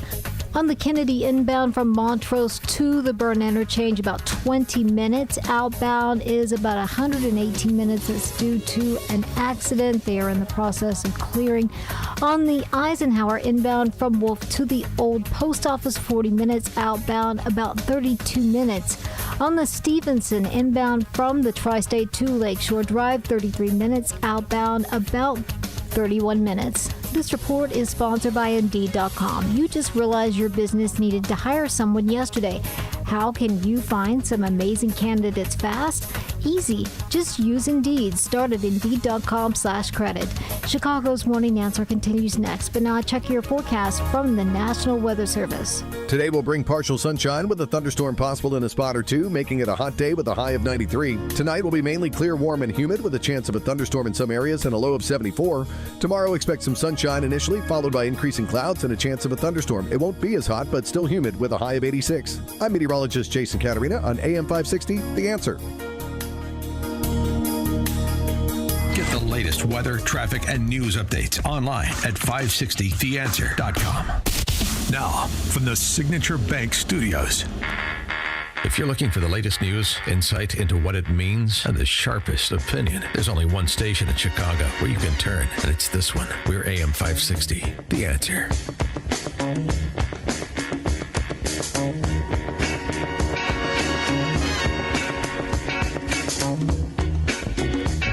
All right, good morning. Amy Jacobson here. Jim Urio from Branson Palatine on Northwest Highway.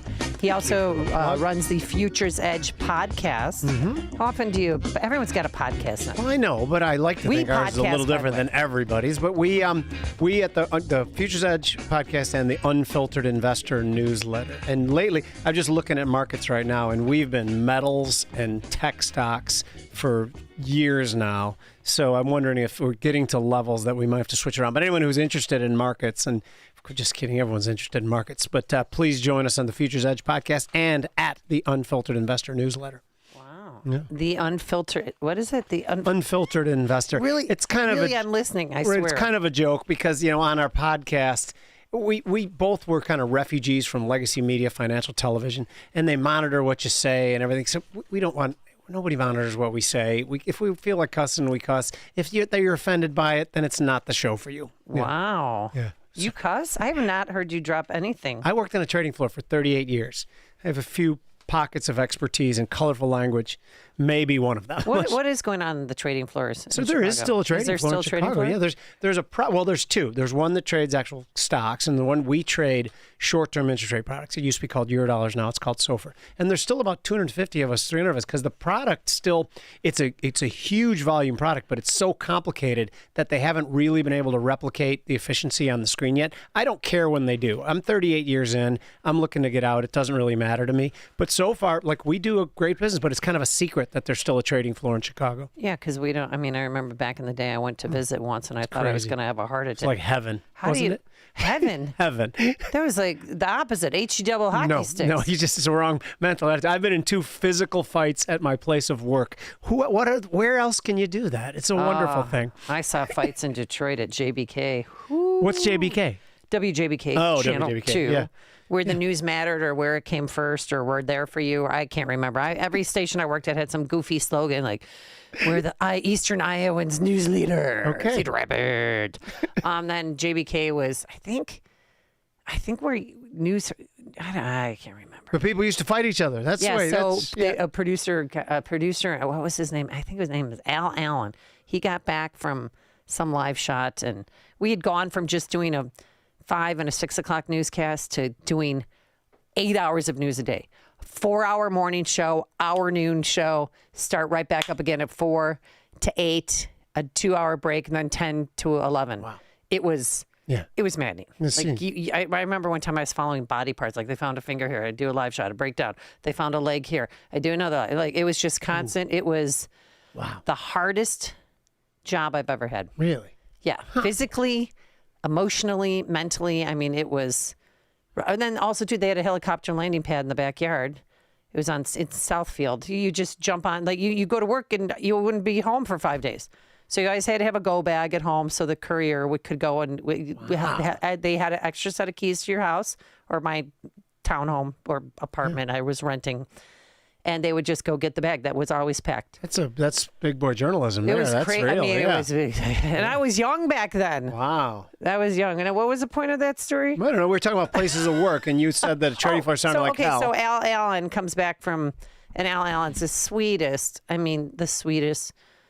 old black man, he's just the nicest man. I don't think he has a mean bone in his body. I think he's not with us anymore, and he trained a bunch of us, and he always said, like, keep it simple.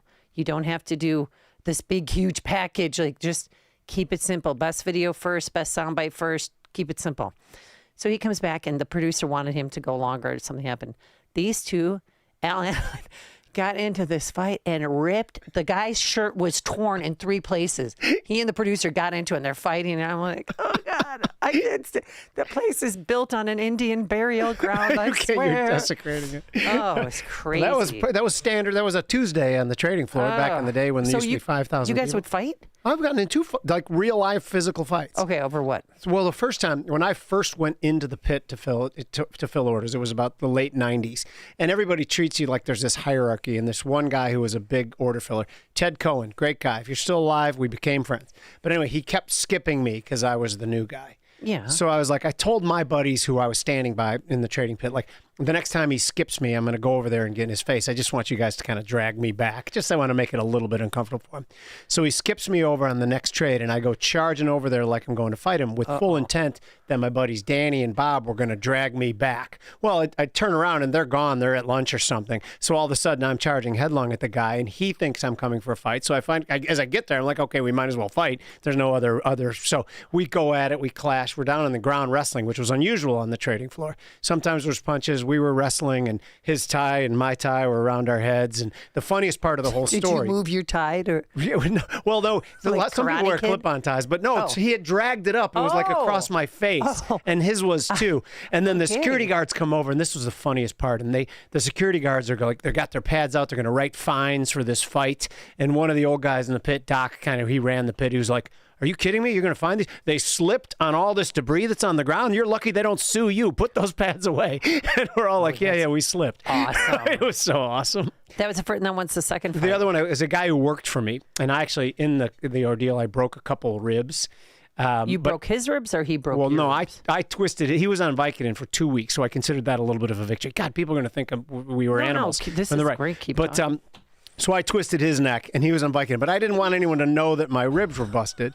So, like, I would just breathe normally. And he worked for me. He was a direct employee of mine. But I couldn't tell my wife that I broke my ribs, so I told her that I fell on a chair, and I told my daughters that too. And it's about a month later, and I'm on the phone with someone from work, and he makes a joke about what happened.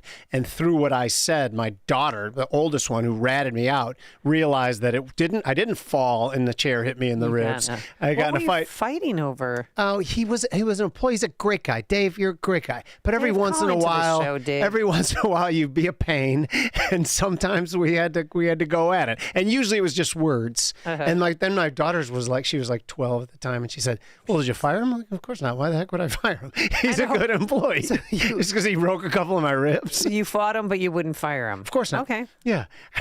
So there. Where is he now? He works for Mizuho. He works. Our boss, our big boss, hired him. He works at Mizuho. He's a great guy. Yeah. Okay. Hey, I just heard from a couple days ago. All right. Yeah.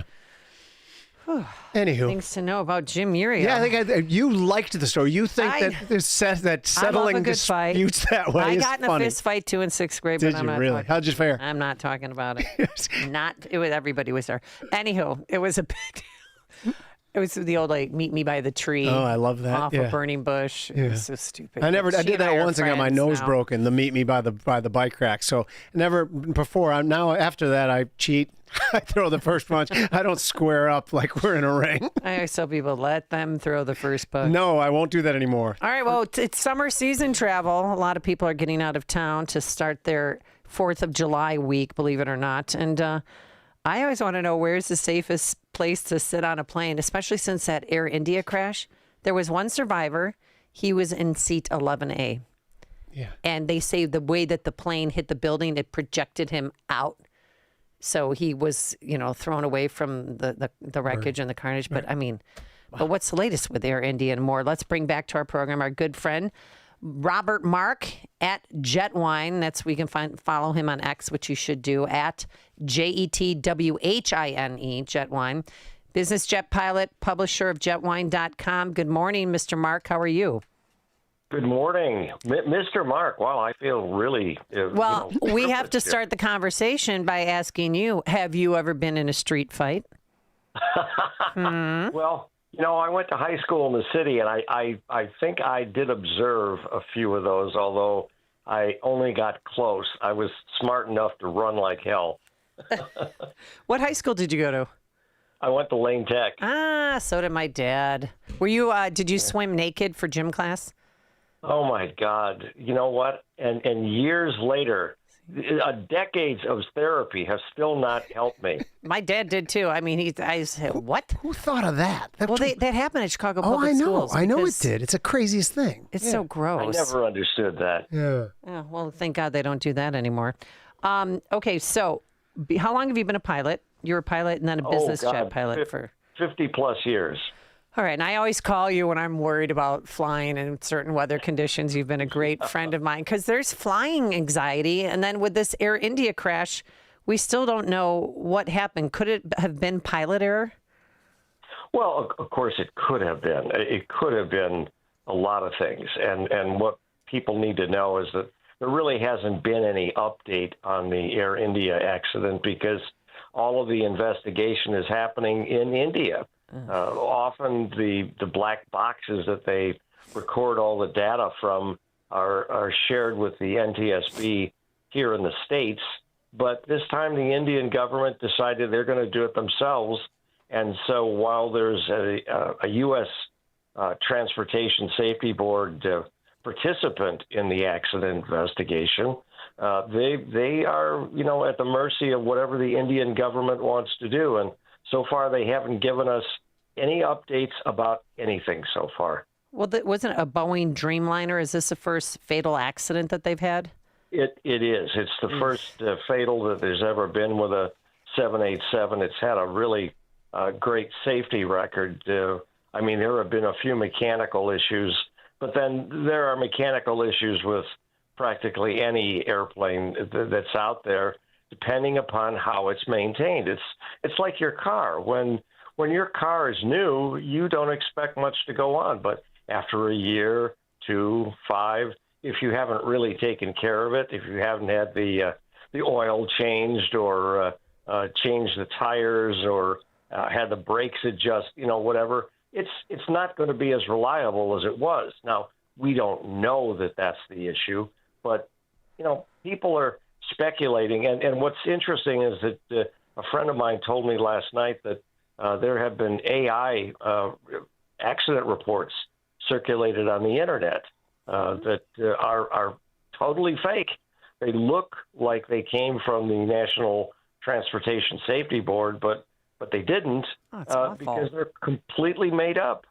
So Robert, when did Boeing have the big problem? I'm looking at their stock chart. I assume it was in 2022 when the it was in Africa. Of course, it's so you to look at their stock chart. Look at their stock chart because that's where you can tell where the story is. But there was two. It was called the Max or whatever it was, and nobody wanted to fly on those. So is it your contention that wasn't about the plane itself? And I know that you probably don't know 100% with certainty, but your contention is that it's more about maintenance or even training on that particular aircraft, or what is it? Oh, on the Max, well, that's a different story, though. The Max was designed to compete with a similar-sized aircraft from Airbus, and what Boeing did is put together a system, a new electronic system that would help control the airplane that they didn't tell anybody about. It was relatively untested, and on the Max, the pilots didn't even know the system existed. And when it malfunctioned, those two aircraft crashed. It was actually earlier than 2020. I think it was back in 2017 or something. See, my chart didn't go back that far, so I couldn't see that. Yeah. But again, that was a mechanical that was caused by Boeing engineering, and that's where Boeing really started to take a nosedive. Was when people realized that the system they put in the airplane didn't work as it should have. And then on top of it, that was the first situation I'd ever heard of where Boeing had added a system to an airplane that they didn't tell the pilots about. It's crazy. So why would they do that? That infuriates me. Yeah.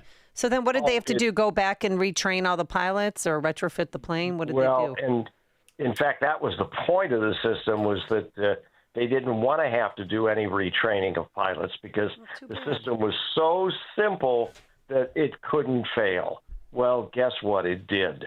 And so that's where this nosedive for Boeing really started to take off. And, of course, then there was that door plug that blew out of the Alaska Airlines airplane a couple of Januaries ago.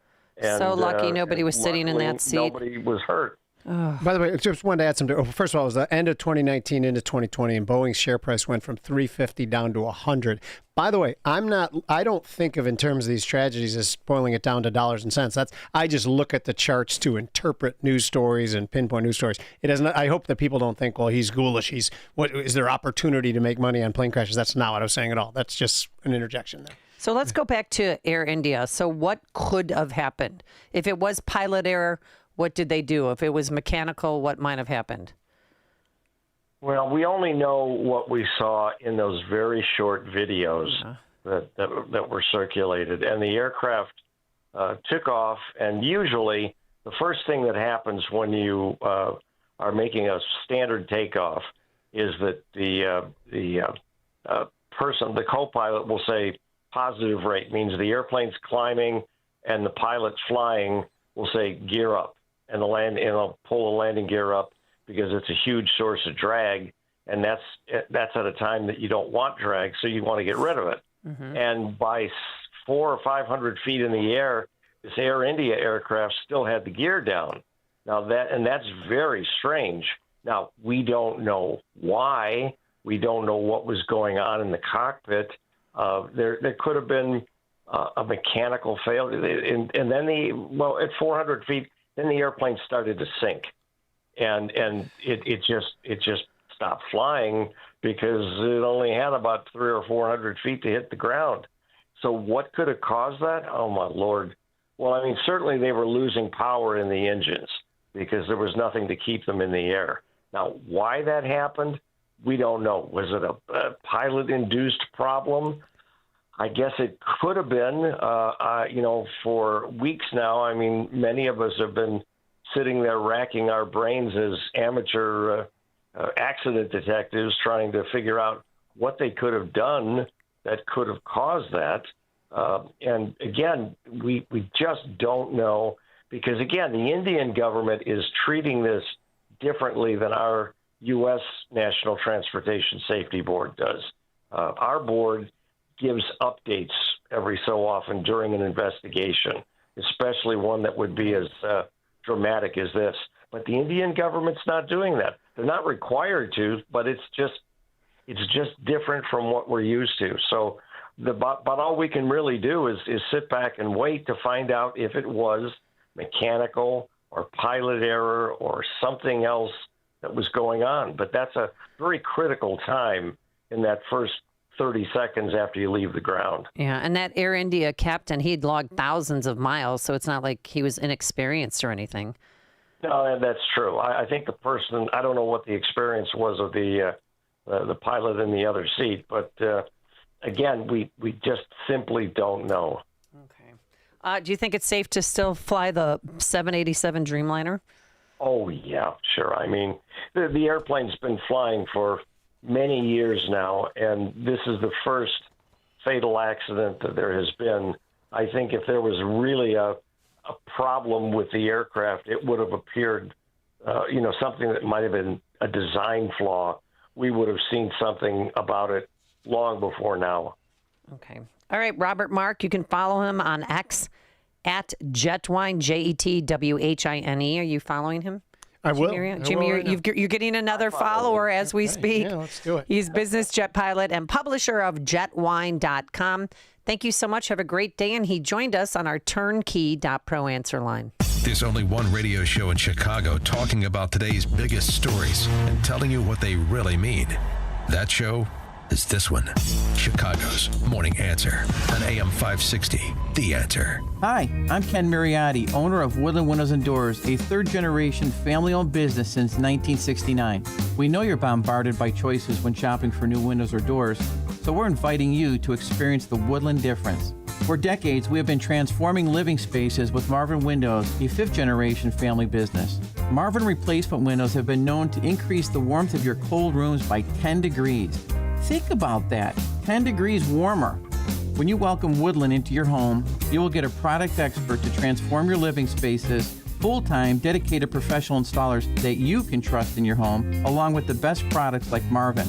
These are the reasons we're proud of our 5-star reviews and family legacy. No gimmicks, no pressure, and upfront pricing are why Woodland Windows and Doors is your trusted window and door expert in Chicagoland. Visit woodlandwindows.com to book your free in-home expert consultation. That's woodlandwindows.com, or stop by our showroom at the corner of Lake and Geary in Roselle. ESCO Graphics Incorporated in Wooddale, Illinois seeks a client delivery manager remote to serve as the go-to senior consultant for clients, orchestrating project success by setting clear expectations aligned with unique business objectives. Qualified candidates must have a bachelor's degree in information technology, engineering, management science, or related field, and 5 years of leadership experience in business processes or asset management technology solution architecture, or a master's and 3 years of experience. Position requires 30% domestic and international travel. Salary $142,830 per year. Salary range is $89,430 to $156,530 per year. Submit resume to fabio.pandolfi@hawk.com and reference job title. That's fabio.pandolfi@hach.com. AM 560, The Answer.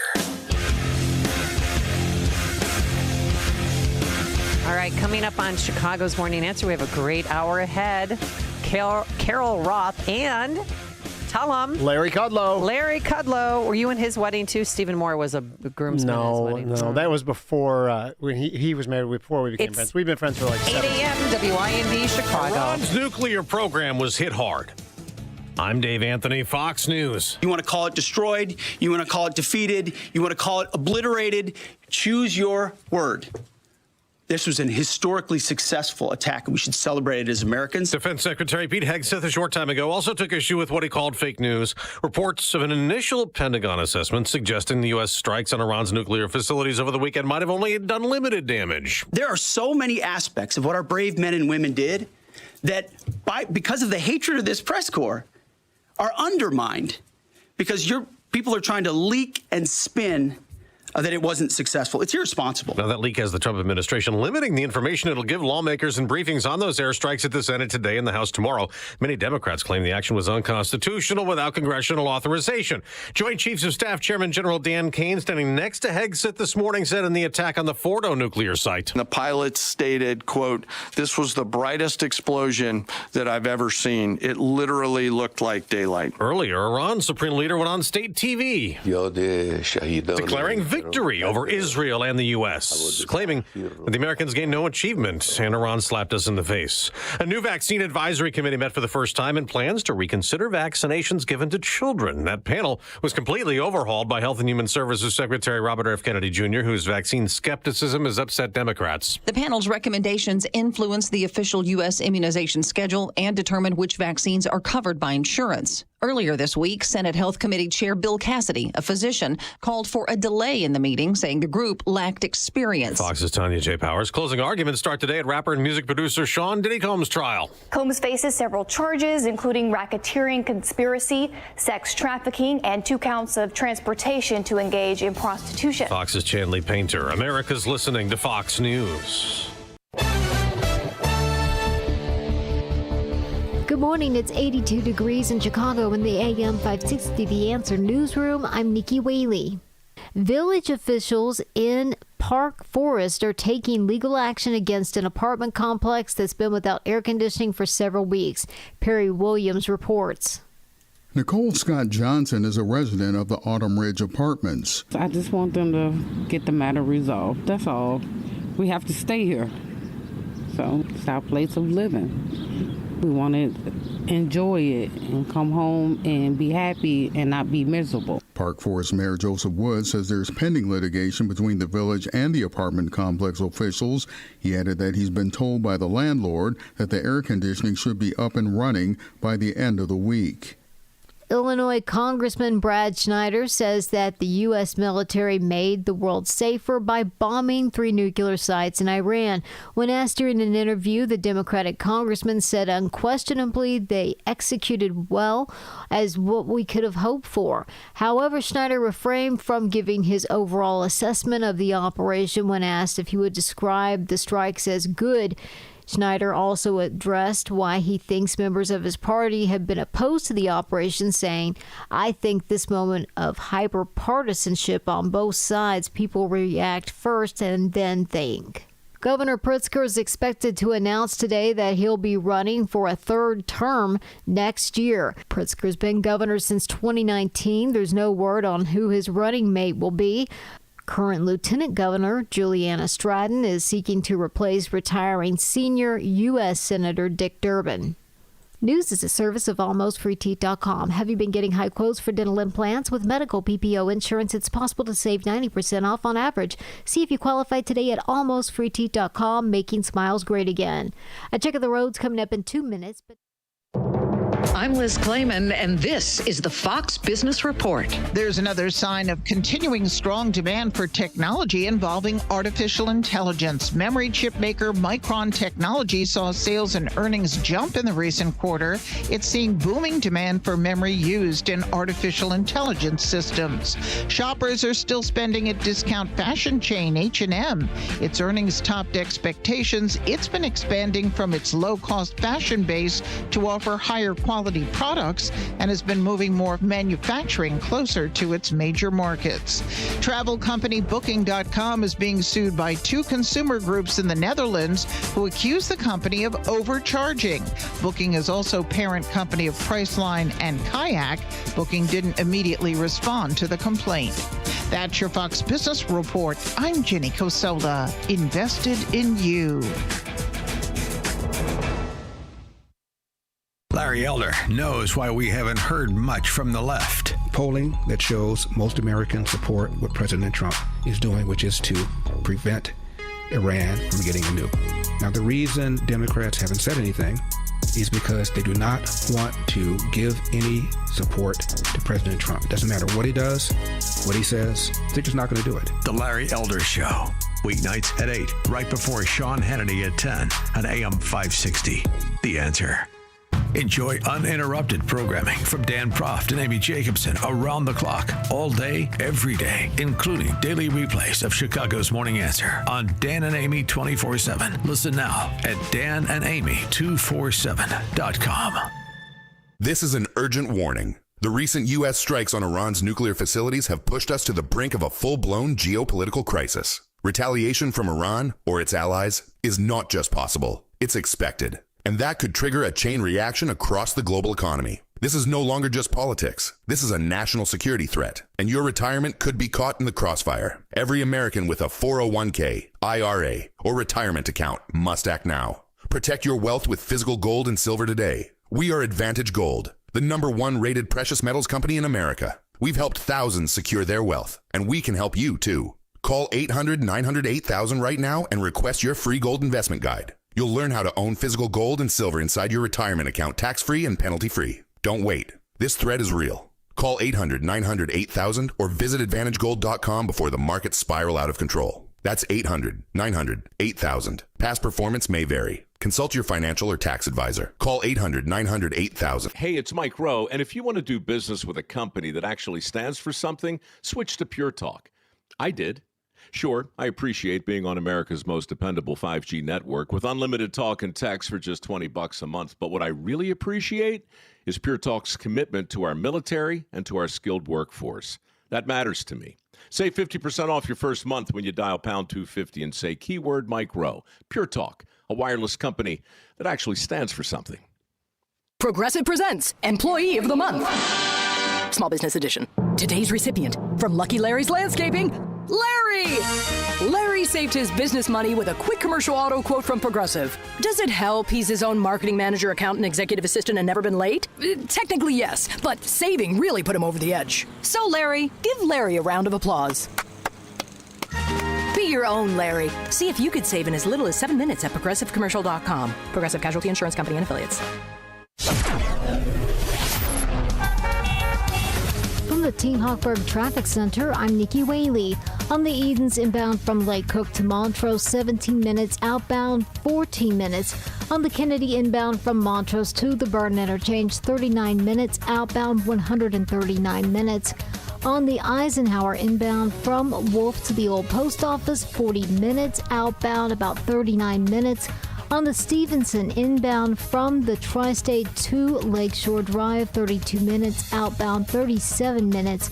On the Dan Ryan inbound from 95th to the Byrne Interchange, about 38 minutes. Traffic is a service of Goldilocks, offering Chicagoland's state-of-the-art smart security systems to protect your home or business. AM 560 listeners receive 3 months of monitoring free with new installs. Get peace of mind by calling Goldilocks at 708-889-5600. Again, that's 708-889-5600. Chicago's Morning Answer continues next, but now check your forecast from the National Weather Service. Today will bring partial sunshine with a thunderstorm in a spot or two, making it hot with a high of 93. Tonight, expect mainly clear skies, warm and humid conditions with a chance of a thunderstorm in some areas and a low of 74. Tomorrow will start with some sun, then turn cloudy with a thunderstorm. It won't be as hot, but still humid with a high of 86. I'm meteorologist Jason Caterina on AM 560, The Answer. Get the latest weather, traffic, and news updates online at 560theanswer.com. Now, from the Signature Bank Studios, this is Chicago's Morning Answer with Dan Proft and Amy Jacobson on AM 560, The Answer.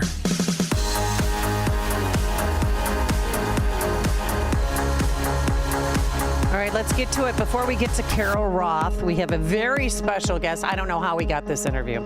Sean Thompson, Sean from Elmwood Park. I've heard of is him. on the line. Justin, can you take him for us? He knows the guy whose cage you rattled. How are you, my friend? Which guy did you know? I love you. You know I love you. I appreciate I it. had the utmost respect for you. I said next day I take off, you're filling in. You fought Ted Cole. Cohen. The Jewish Kenny Rogers? No. He was 75 years old in 1987. You fought the night. You heard the name wrong. Teddy Cohen. Cohen. Oh. You remember Teddy in the Yen Pit? Yeah. Yeah. Okay, all right, fine. Because if you fought Ted Cole, you better watch out for Carol Roth. She'll kick your ass. She's 3 times as tough and twice as smart. No. She's not going to sell silver and gold either. She knows when they pass the BBB, it's going to skyrocket. Good luck. Stop beating up old men. It's not. You heard it wrong. Thanks, Sean. No. Oh, man. Was it the old man? No, it was not the old man. Ted Cohen, not Cole. I know who he's talking about. That would be awful. Maybe our next guest can chime in on this as well. Perhaps. Carol Roth. Hello, Carol Roth, entrepreneur and author of You Will Own Nothing, Your War with the New Financial World Order and How to Fight Back. Check out her free economic newsletter too at carolroth.com/news. And that's an article that's why young folks are embracing socialism, which is very apropos since New York just elected during their Democratic primary a socialist giant. Good morning, Carol. How are you? I am doing well, Amy and Jim. So nice to be with you guys. Yeah, so I know no surprise probably that Zohran Mamdani won, but what does that say about the people of New York? That they're about as savvy as the people of Chicago. I mean, this is, you think that you'd learn something. And I think what it says to me is when we say we want change, we need to be more specific. We want something better. We don't just want change. Because I remember back in the day when we complained about Rahm Emanuel. And then, now we would all, fight and give our left arms to have him back, after Lori Lightfoot and then Brandon Johnson. And the fact that everybody in the world makes fun of Chicago and sees what's happened here, and the fact that we have a mayor with just over 6% approval rating, and then New York pulls a hold my beer that we want to do the same thing is pretty staggering. But the interesting thing, if you break it down and you go into the numbers, is that it is not. He has this working class shtick that he's going to make everything better by having pizza in the lunchroom and no homework on Fridays and things like that. But the people who are the working class are the ones who didn't fall for it. Those are the people who overwhelmingly rejected the platform, and it was the quote-unquote morally superior, quote-unquote highly educated people who were the ones who voted so that they could feel so good and important that they did a good thing, that they leaned into socialism. And I think that's really speaks to the educational system and what it's become in this country, that it's not education, it's indoctrination, and just how completely awful the awfuls are the affluent white female liberals. I mean, if you would defund police, freeze the rent, no cost for childcare, $30 minimum wage, free buses that will go fast, by the way, and then he wants to abolish ICE and $65 million for gender reaffirming care. How the heck are they going to pay for all this? I mean, it sounds good if you're a socialist. Well, don't you know, Amy? I mean, money grows on trees, That's according to socialists. Modern monetary theory, right? Yeah, modern monetary theory. It's a magic money tree that it just money comes from everywhere. Oh, but the best part is that they want the billionaires to leave. They want to just drive them out of town, and so really it's going to come from everybody else who's living there and the people who actually do work, because capital, is able to take flight. And that's the thing that we've seen here in Chicago. Some of the people who were the highest paying taxpayers, the people who donated to causes, to some of the great advancements in the city are gone now. We don't have that money, and that means that everybody else is paying more. And so given the fact that we continue to have financially illiterate people who believe in unicorns and dreams and things like that, running cities and being in charge of multi-billion-dollar budgets, you get exactly what you would expect to get from somebody who's completely disconnected with reality. Well, what executive experience does he have to run the largest city in America? It's a $2 trillion budget. Yeah, I mean, none. He hasn't done really anything, and that's the challenge. I'm not as concerned about lack of political experience, although we have seen when business people come in that it's sometimes difficult to navigate the political machine. But we have this problem that's rampant, throughout the country, in New York, in Chicago, in Congress. That when you think about a business that hires for a major position, a CEO, a CFO, people who are making these decisions, they go through resumes and experience, and they're getting people who've done this before and have proven track records. And we do the opposite. We have a popularity contest, and people go, that person has a nice smile, and I like, he made a funny joke, or he's promising something, even though it's completely not realistic. And that's what's voted on. And the idea that these people get to make such important decisions, it would be one thing if they were just figureheads that went out and held rallies and kissed babies and shook hands, but the fact that they're actually making these decisions with no relevant experience, to me it just says that we really need to examine our political process, our election process. We can't get better candidates to run. We have this capture where we can't get them elected. And, here in Chicago, with Brandon Johnson having that 6% approval rating, if nobody likes the job that he's doing, but these are the people that are getting voted for, it says to me something is fundamentally broken. I wonder, who the heck are those 6% of the people who say he's doing a good job, too? That seems kind of crazy to me. Which, by the way, we'll add before I ask the question is that not just the book You Will Own Nothing, but the book The War on Small Business. Those are both fantastic books. I've read them both, and I actually use them for references sometimes, and I go back to them. Thank you for writing those. They are both amazing. You mentioned socialism. Well, we were talking about socialism, and it has this cachet, like among the younger people, like it's some sort of ideological utopia. And you and I and people who are cursed with an economics background know it to be this just cruel, awful, unfair system that it is. The only way you can have absolute wealth equality is everyone has nothing. And by the way, if we want to institute socialism, I and Carol and you guys can work with me. We can be the people who take the stuff and dole it out. You can trust us. But the question is going to be is how do we get this education, the things that we know to be true, and why do kids like socialism? Is it taught in schools? Well, I mean, not in any meaningful way. There's this funny meme that's going around where it says socialism, is something that people think means being nice, and here's what socialism is really, and it's somebody shooting somebody in the back. Of course. And that's the reality. This is not even a joke. That throughout history, socialism and those regimes have killed people both directly and through starvation and whatnot. I always thought we should have a socialist exchange program, the best way to teach people about socialism to actually go live it. So we can take people who like socialism and send them to the many socialist countries and have them live, maybe like in North Korea or something for a while, and then we could take freedom-loving people who actually like American values and think this is a great country and want to be here, and we can import them here. And so I really think an exchange program would do a lot to change people's Well, we hearts could do a and minds. socialism summer camp. Yeah, we could try that out. Yeah. This is the amount of food you're going to get a day. This is what you're going to have to do. This is where you're going to have to work. But I wanted to run this by you because we know he hasn't passed any legislation when he was a councilman in the Bronx, what have you. He's 33 years old. His wife is 27. He's from Uganda, lived a little in South Africa. Acts like he's poor. His dad's a professor at Columbia University. They've had university housing, so they haven't had to worry about paying rent or getting an apartment. But he's also a rapper, and I think he's plagiarizing Eminem here. This is a song that he sang, and that was played during his mother's directorial debut as a filmmaker for Disney.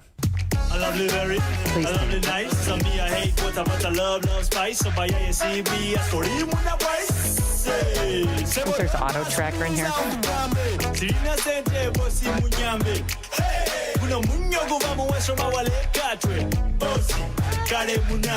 All right, Carol Roth, what do you think? I think it's a banger. I think that's great. I honestly, wow, I didn't know. So maybe he does have some hidden talents. I think that maybe he's just using politics as a stepping stone for a tour. You know, maybe he wants to go and really lean into. But that's good. I'm going to be singing that all day, guys. It's not bad. She's right. It's not bad. Yeah, but it's auto track. I mean, come on. Well, it's certainly auto track, but it has kind of a Middle Eastern-y feel to it, cultural thing, along with rap. I think it was but okay. he also changes his accent depending on who he talks about to. It. I'll bash him in other ways. New Yorkers, more than they hate a politician they disagree with, they hate a politician they can't trust. On the subject of trust, you've adopted different speaking accents in different scenarios. But they go to their local bodega. Is there one that's real and one that's affected?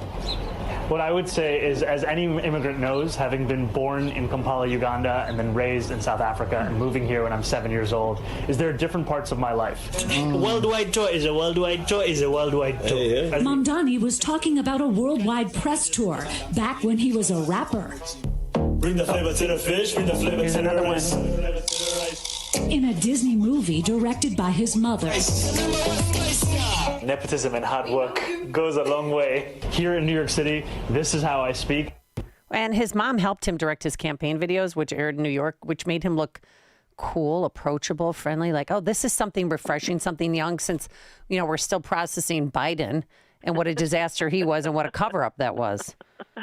Well, it's funny, what they call code switching, right? When you switch the accent kind of based on the audience. You know, that's something that's like throughout the Democratic Party. They love to do that. We've seen AOC do that. We've seen Hillary Clinton do that. We saw Kamala do that. Like, I feel like when you go into Democratic politician training, they like teach you. It's like you go through, different accents. You get like a vocal coach, and you get to learn, like, hey, if you're in this audience, this is what you get to project. But yeah, it's funny. Everyone thinks he looks so cool. The first thing when I saw a poster of him, I actually thought he looked a little bit like Hans Gruber from Die Hard. I don't know. He gave me that kind of like villain vibe. Like, I'm here, and we're going to shoot up the Christmas party and try and take all of the money, and then all of a sudden John McClane's going to show up, and there's going to be a big battle. I don't know. He just gave me that. That was the first thing that I saw. But yes, there is this love of people who are good looking and youthful, and again, it's this popularity over competency that really just isn't working out super well for us. Yeah, but it keeps getting worse though too. Like we point this out, and we forgot to mention Joe Biden with he's going to put y'all back in chains. He adopted the voice too, which was embarrassing. And then Hillary Clinton, I ain't nose way tired. Remember that? With her hot sauce in her purse. And the hot sauce in her purse. I carry an EpiPen, and she carries hot sauce. It's true. But then you think about like a year ago, because Trump just wrapped up, NATO summit at The Hague. Who's your daddy? And a year ago, Biden, remember he was there and he was wandering around, and the prime minister of Italy had to gather him. And then he was sick, and then he did the awful debate. I mean, we're talking two different worlds, but it still doesn't matter, because this could be anti-Biden, like, you messed with us, now we want the younger generation, and this is going to be the new generation of the Democratic Party. Or do you think it could have been a vote against Cuomo because of his disastrous leadership during COVID? And somebody texted into the show, Cuomo could have done better with the elderly vote if he hadn't killed so many of them during the pandemic. That was going to be, you stole my joke. That's it, right? Like, don't put up the grandma killer. Not that it's something to joke about. No, of course not. Of course not. But still, a coping mechanism for us.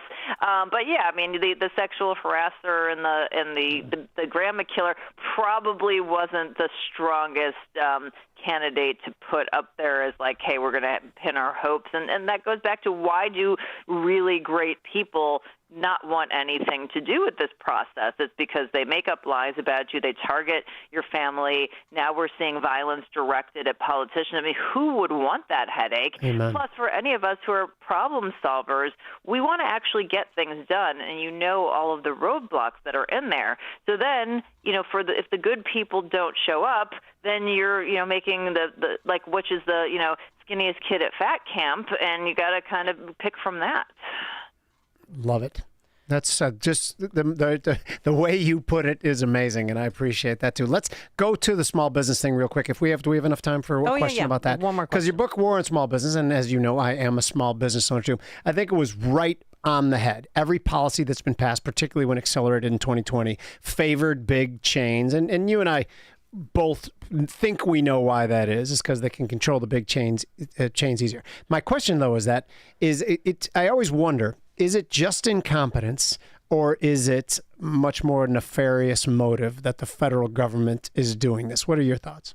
I really do think that it is nefarious. I've been a champion, as you guys may know, of trying to get rid of the Corporate Transparency Act beneficial ownership information rule, which was basically going after cartels and money launderers, but basically making small businesses register their information as if like the cartels and money launderers are going to jump on board and do that. And we got Treasury to say they weren't going to enforce that against small business, but Congress still hasn't codified that yet. And they really want that information. They want to stick it to small business, but notice that big businesses are exempt. Financial services firms are exempt. So every time you get something like this and you see the lack of any sort of thing that makes sense, any good reason for them to target small business or to you make sure that the playing field is just fair, you have to lean into that it's purposeful. Like it can be incompetent from time to time, but eventually if you point that out or you say, hey, your constituents, there are 35 million small businesses, there are 70 million independent contractors, like you would think for their own power purposes that if that really were what was leading them, they would be able to right the ship, and they haven't. And, with AI, I really think that it's the white-collar jobs that are going to be destroyed, and that means that more people are going to end up owning small businesses and working small businesses. So it would, the timing is right to align to remove the barriers for small business.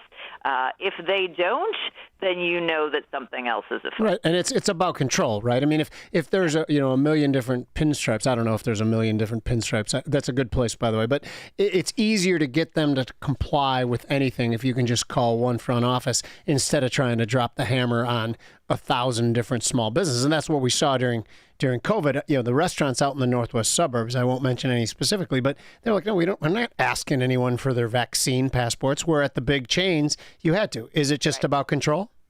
It is about control. It's about control and about lobbying dollars. Each small business doesn't have as much as a larger business that they can call up and work together and have that cronyist back and forth. And so the small businesses are independent. They're harder to gather, and so they don't serve the politicians' purpose, even though they're large in number and as a group, would be a huge constituent. It's just they're not getting what they need out of each individual one, so they don't seem to care. Most of them, there are a handful of people who certainly do, but by and large, that ends up being the issue. So it's about that control, and we know more centralization leads to more control. Less centralization leads to less control, and which does the government want?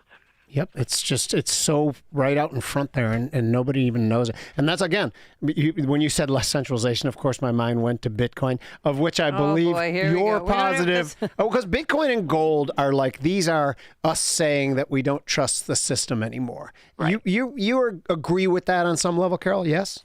Yeah, so they're both saying the government has had control over the currency, and that has led to a diminishment in terms of purchasing power, and so we need to take back control. I would say the difference right now between gold and Bitcoin is Bitcoin remains a risk asset. It's still a highly risky asset and trades with risk assets, where gold really seems to be more of a hedge, and is actually starting to look like it may be the neutral reserve asset for the global financial economy. Love it. All right, we're going to have to leave it there for today. Carol Roth, always a pleasure having you on the show. You can follow her on X at Carol J. S. Roth. And thank you so much for joining us. We appreciate it. Thanks, Carol. Always good to be with you guys. Bye. Thank you. And she joined us on our Turnkey.pro answer line. This is the morning show more Chicago radio listeners are choosing. This is Chicago's Morning Answer on AM 560. The Answer. I guess one of the biggest sacrifices that I think we made starting Penny Mustard was personal time.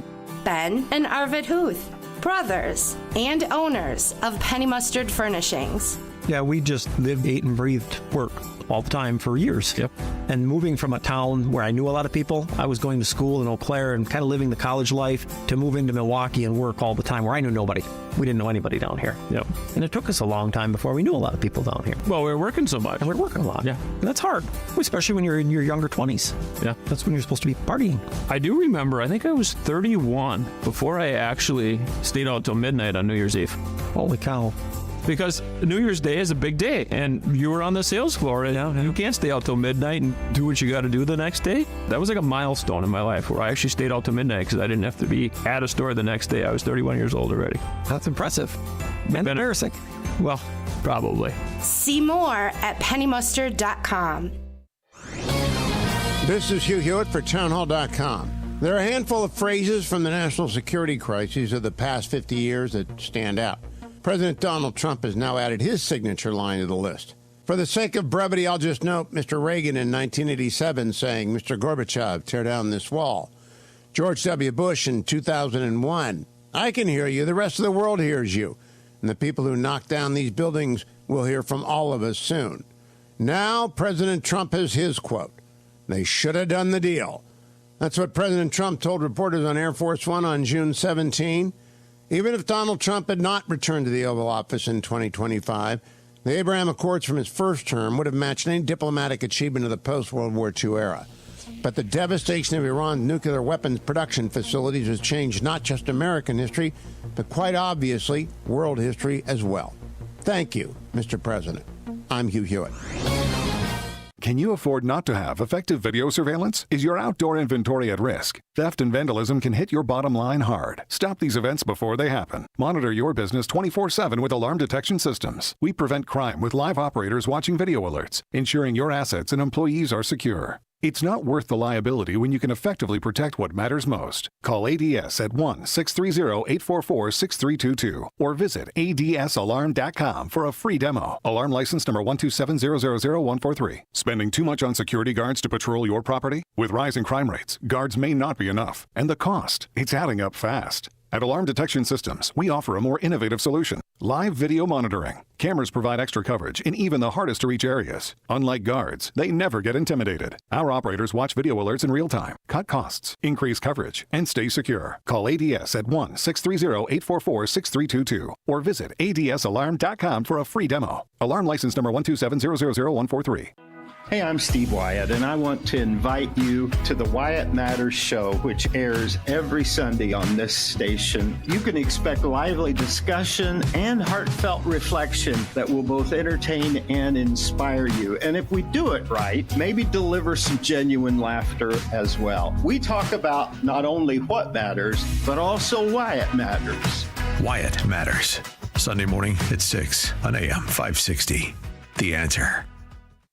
Gain insight into building strong marriages and raising godly children with Focus on the Family with Jim Daly each weekday at 11:30 a.m. on our sister station, AM 1160. Hope for your life. AM 560. The Answer. So excited. Coming up on Chicago's Morning Answer, Larry Kudlow joins us, host of Kudlow, weekdays at 3 p.m. on Fox Business, and he served as an assistant to the president for economic policy and director of National Economic Council. We've got it all, and we've got him coming up at 8:38. But now let's head back into the newsroom. Here's Nikki Whaley. Good morning. It's 82 degrees in Chicago in the AM 560 The Answer newsroom. I'm Nikki Whaley. The suspect in the firebombing of a pro-Israel march and rally in Boulder, Colorado, is being indicted. A federal grand jury came back with 12 hate crime counts against Mohammed Soliman, up from the one he was already charged with. He's also facing state charges, including attempted murder. Prosecutors allege that he had plotted his attack earlier this month for over a year and wanted to kill his victims. I'm Brian Shook. Southwest Airlines could soon have its own airport lounges. That's according to CEO Bob Jordan, who said the discount carrier is also thinking about offering more premium seating and long-haul international flights. It's all part of the airline's plan to cater to more high-paying customers. Jordan tells CNBC that whatever customers need now or in the next few years, they won't take any of that off the table. Last summer, Southwest announced it would be getting rid of open seating and start charging for checked bags. I'm Tammy Trujillo. News is a service of AlmostFreeTeeth.com. Have you been getting high quotes for dental implants? With medical PPO insurance, it's possible to save 90% off on average. See if you qualify today at AlmostFreeTeeth.com.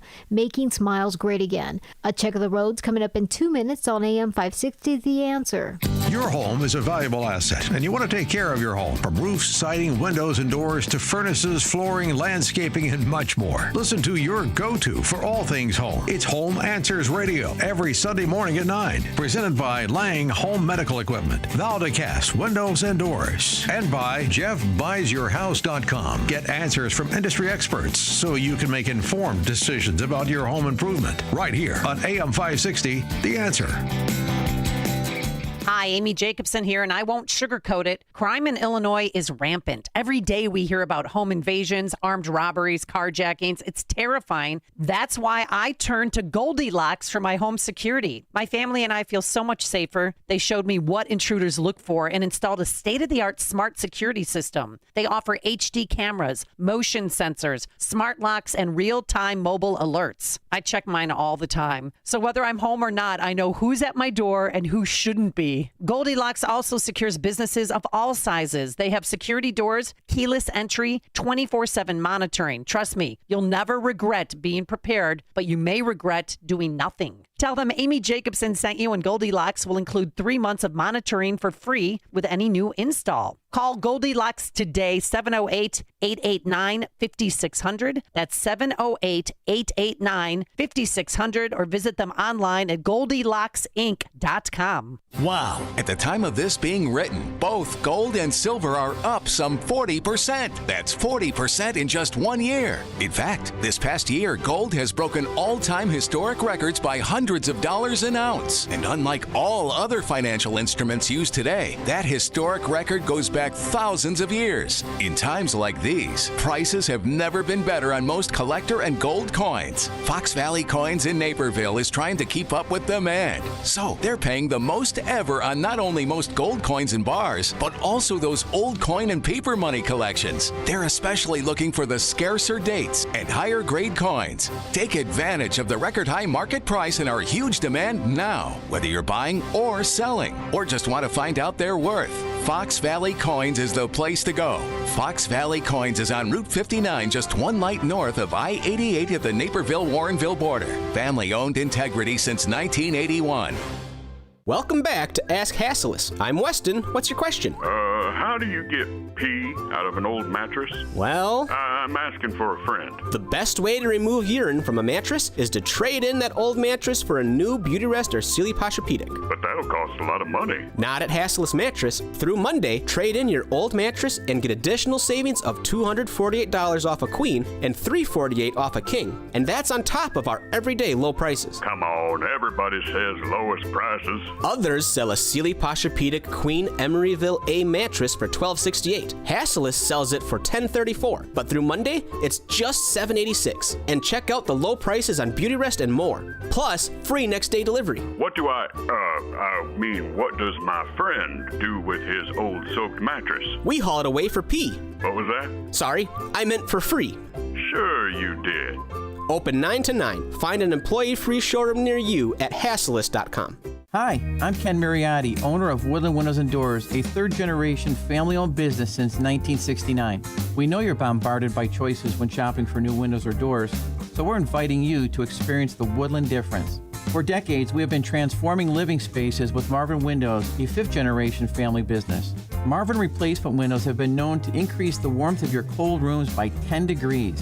Think about that, 10 degrees warmer. When you welcome Woodland into your home, you will get a product expert to transform your living spaces, full-time, dedicated professional installers that you can trust in your home, along with the best products like Marvin. These are the reasons we're proud of our 5-star reviews and family legacy. No gimmicks, no pressure, and upfront pricing are why Woodland Windows and Doors is your trusted window and door expert in Chicagoland. Visit woodlandwindows.com to book your free in-home expert consultation. That's woodlandwindows.com, or stop by our showroom at the corner of Lake and Geary in Roselle. This hourly segment is brought to you by Wealth Health Radio with Joe Murphy, Sundays, noon to 1. Learn more online at mwmfinancial.tax.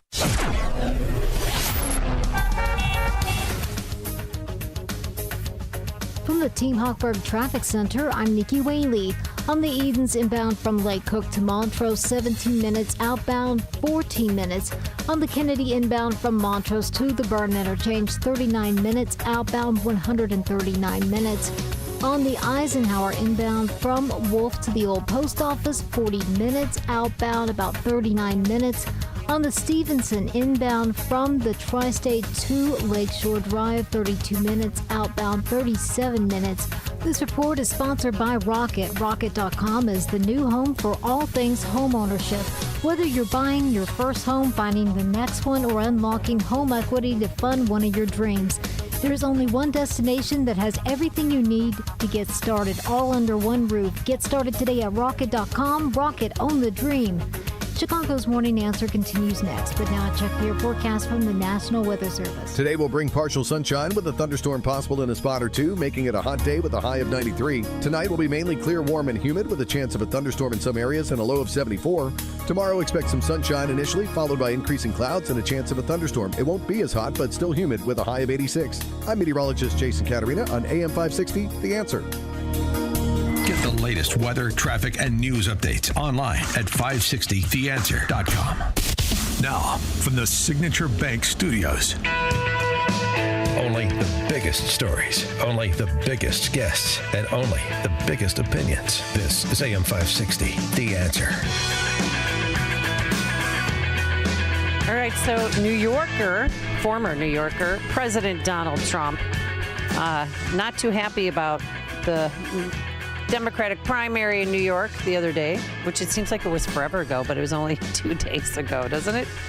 Amy Jacobson here, Jim Urio in for Dan Proft. Thanks for sitting in. Goes so fast. He basically said it's finally happened. The Democrats have crossed the line. Zohrani Mamdani, a 100% communist lunatic, he doesn't hold back, has just won the Dem primary and is on the way to becoming mayor. We've had radical lefties before, but this is getting a little ridiculous. And a lot of people agreed, especially you economic eggheads like you, Jim Urio, and others, were not happy. Here's Kramer. Are going to recreate that place. The rent's too high. You know what? The new mayor, potentially, of New York is going to freeze the rents, and everybody eats for free, so they don't have to worry. Really? Yeah. But how about the rich? No. Do they get shot? No, yes. They get taken away. Are we kulaks? Yes, they get taken away. We have to go. In 23? We have to leave now. But everybody else, there he is. Mamdani. Maybe he's more moderate winning than we the think. Democratic primary for mayor and potentially the successor of Eric Adams. That said, there's still a general election to come here in New York. By the way, of course, we're here, we talk about it, but we are talking about a $2 trillion economy. It's not nothing. It is he wants to get the rents down. One good way to do it is to stop all business and drive everybody out. That'll bring the rents down. That's a very good point. Right? Go to Jersey, where I am. Yeah. All right, I wanted to And he wasn't the only one. Joe Kernan, excuse me. I'm sorry. Yeah. Mm-hmm. No, I like CNBC. Joe a lot. I like he Joe. and friends were talking about how New York is going to become Gotham. Gotham. Have you seen what Batman is up against in Gotham and what the guy running for mayor is up against? That's what it reminds me of. They're taking Wall Streeters and make them walk out onto the ice in the East River and hope, and then they fall through. Yeah. I mean, there is a class warfare that's going. So what's happened here, I think, eat is the rich type. There's a division within the Democratic Party in New York City and New York State, and it's emblematic of the division that we see nationally. How far left does the Democratic Party want to go? In Chicago, it wasn't a winner in the national. Of all people, the Chicago Tribune tried to save New York from itself. And the New York Times told voters the New not York to vote Times for the socialists. Think about The New York Times said yesterday that Nobody listened. With more on this and other items, let's welcome back to the program. It has been a long time. Larry Kudlow, host of Kudlow, weekdays 3 p.m. on Fox Business, and he served as assistant to the president for economic policy and director of the National Economic Council under President Trump. Yeah, he was in with Reagan too, and was a absolute rock star on Wall Street before any of that. Which, by the way, you've been interviewing me for 18 years now, and you always shout how wrong I am. So the first thing you say, I'm going to say, "You are so wrong, Kudlow," if that's okay with you. Well, I just want to thank you for wasting my time for all these CNBC clips. How about that? Good. Oh, good. You're on the same path as me, because I said the same thing. I said, I don't know how I feel about that, but what Andrew Ross Sorkin, who, again, I like Jim Cramer. What's that? You go. Yeah. Next thing is I figure you'd be running MSNBC. You are coming from Chicago, right? Which is the other socialist city in America, run by a socialist mayor. Right, but we're the only real true conservative station in town, that's for sure. But are we? So you see this election and you see the outcome of it. I thought we were winning with our message, and I hate the fact that I even refer to us as we, because it shouldn't. We're just kind of centrist, logical thinkers. I thought we were winning, and then all of a sudden this happens. Is this a huge setback for our movement? How does this happen with this election in New York? It's nothing to do with MAGA movement or Trump movement. I mean, New York is a very left-wing place for the left-wing. We have a socialist city council, and in Albany, which determines taxes and other things, you have very far-left legislature, both the Assembly and the state Senate. But I would suggest that Mayor Eric Adams, will beat Zorro, as I call him. I think that if Adams runs an energetic campaign, and it looks like he's going to declare his nomination as an independent today, and he's going to run against, free food and state-run grocery stores and higher taxes and defunding the police. Most of that stuff, by the way, can't be done by the city. It's all state legislative stuff, which this guy didn't do when he was running. So Adams calls him a snake oil salesman, and that's probably going to be one of the big themes. And I think I know Eric Adams. He's going to come on the show, I think, today or tomorrow. He'll beat Zorro. That's what he'll beat him. Okay, good. Let's pivot to Trump. You go. One thing here is the politics here are interesting because Adams has aligned with Trump. Yeah. Adams has opened up the sanctuary city to ICE and has cooperated. I had Tom Homan on the show last night and asked him, directly, specifically, and he said, Adams has been very cooperative. And the, New York City cops, the NYPD, is working with ICE and will continue to work with ICE. Zorro doesn't want any ICE to come in, but he can't stop them because federal law overtakes local law. Yeah. So we'll see how this story plays out. In some ways, is there any kind of part of you that wants him to be the mayor just so we can see a lab of how these socialism policies actually work? Well, I know it's your city. I think what you're saying is you can read this as the Democratic Party continues to move to the far left. You can read it that way. I don't know that that's exactly right, but the AOCs of the world endorse Zorro, and it's a big win for her. And the question is, and people like Chuck Schumer, longtime senator, and he was majority leader for a while. Now he's minority leader. He's up for re-election, and he's actually out there praising Zorro, which is incredible because Schumer is Jewish. And Zorro is a total anti-Semite. I mean, total anti-Semite. Oh yeah, we have audio clips of him being anti-Semitic. It's crazy. So he's aligning. I know AOC is aligning with him, which is not a surprise. But for Chuck Schumer, that's just it's pathetic. You're right. It's pathetic. Schumer is pathetic. I know him well. He has a noodle for a spine. That's what's happened here. Wow. And the whole Democratic Party. So it may forebode a move to the far left for the Democrats, which is fine by me. Amen. Because right. We'll wipe them out next year in the midterm election. Yeah. Can we pivot to Trump for 1 second? Because yesterday at the UN, he did get them to concede about spending 5%. I might get some of the details wrong. 5% for defense. Right. NATO.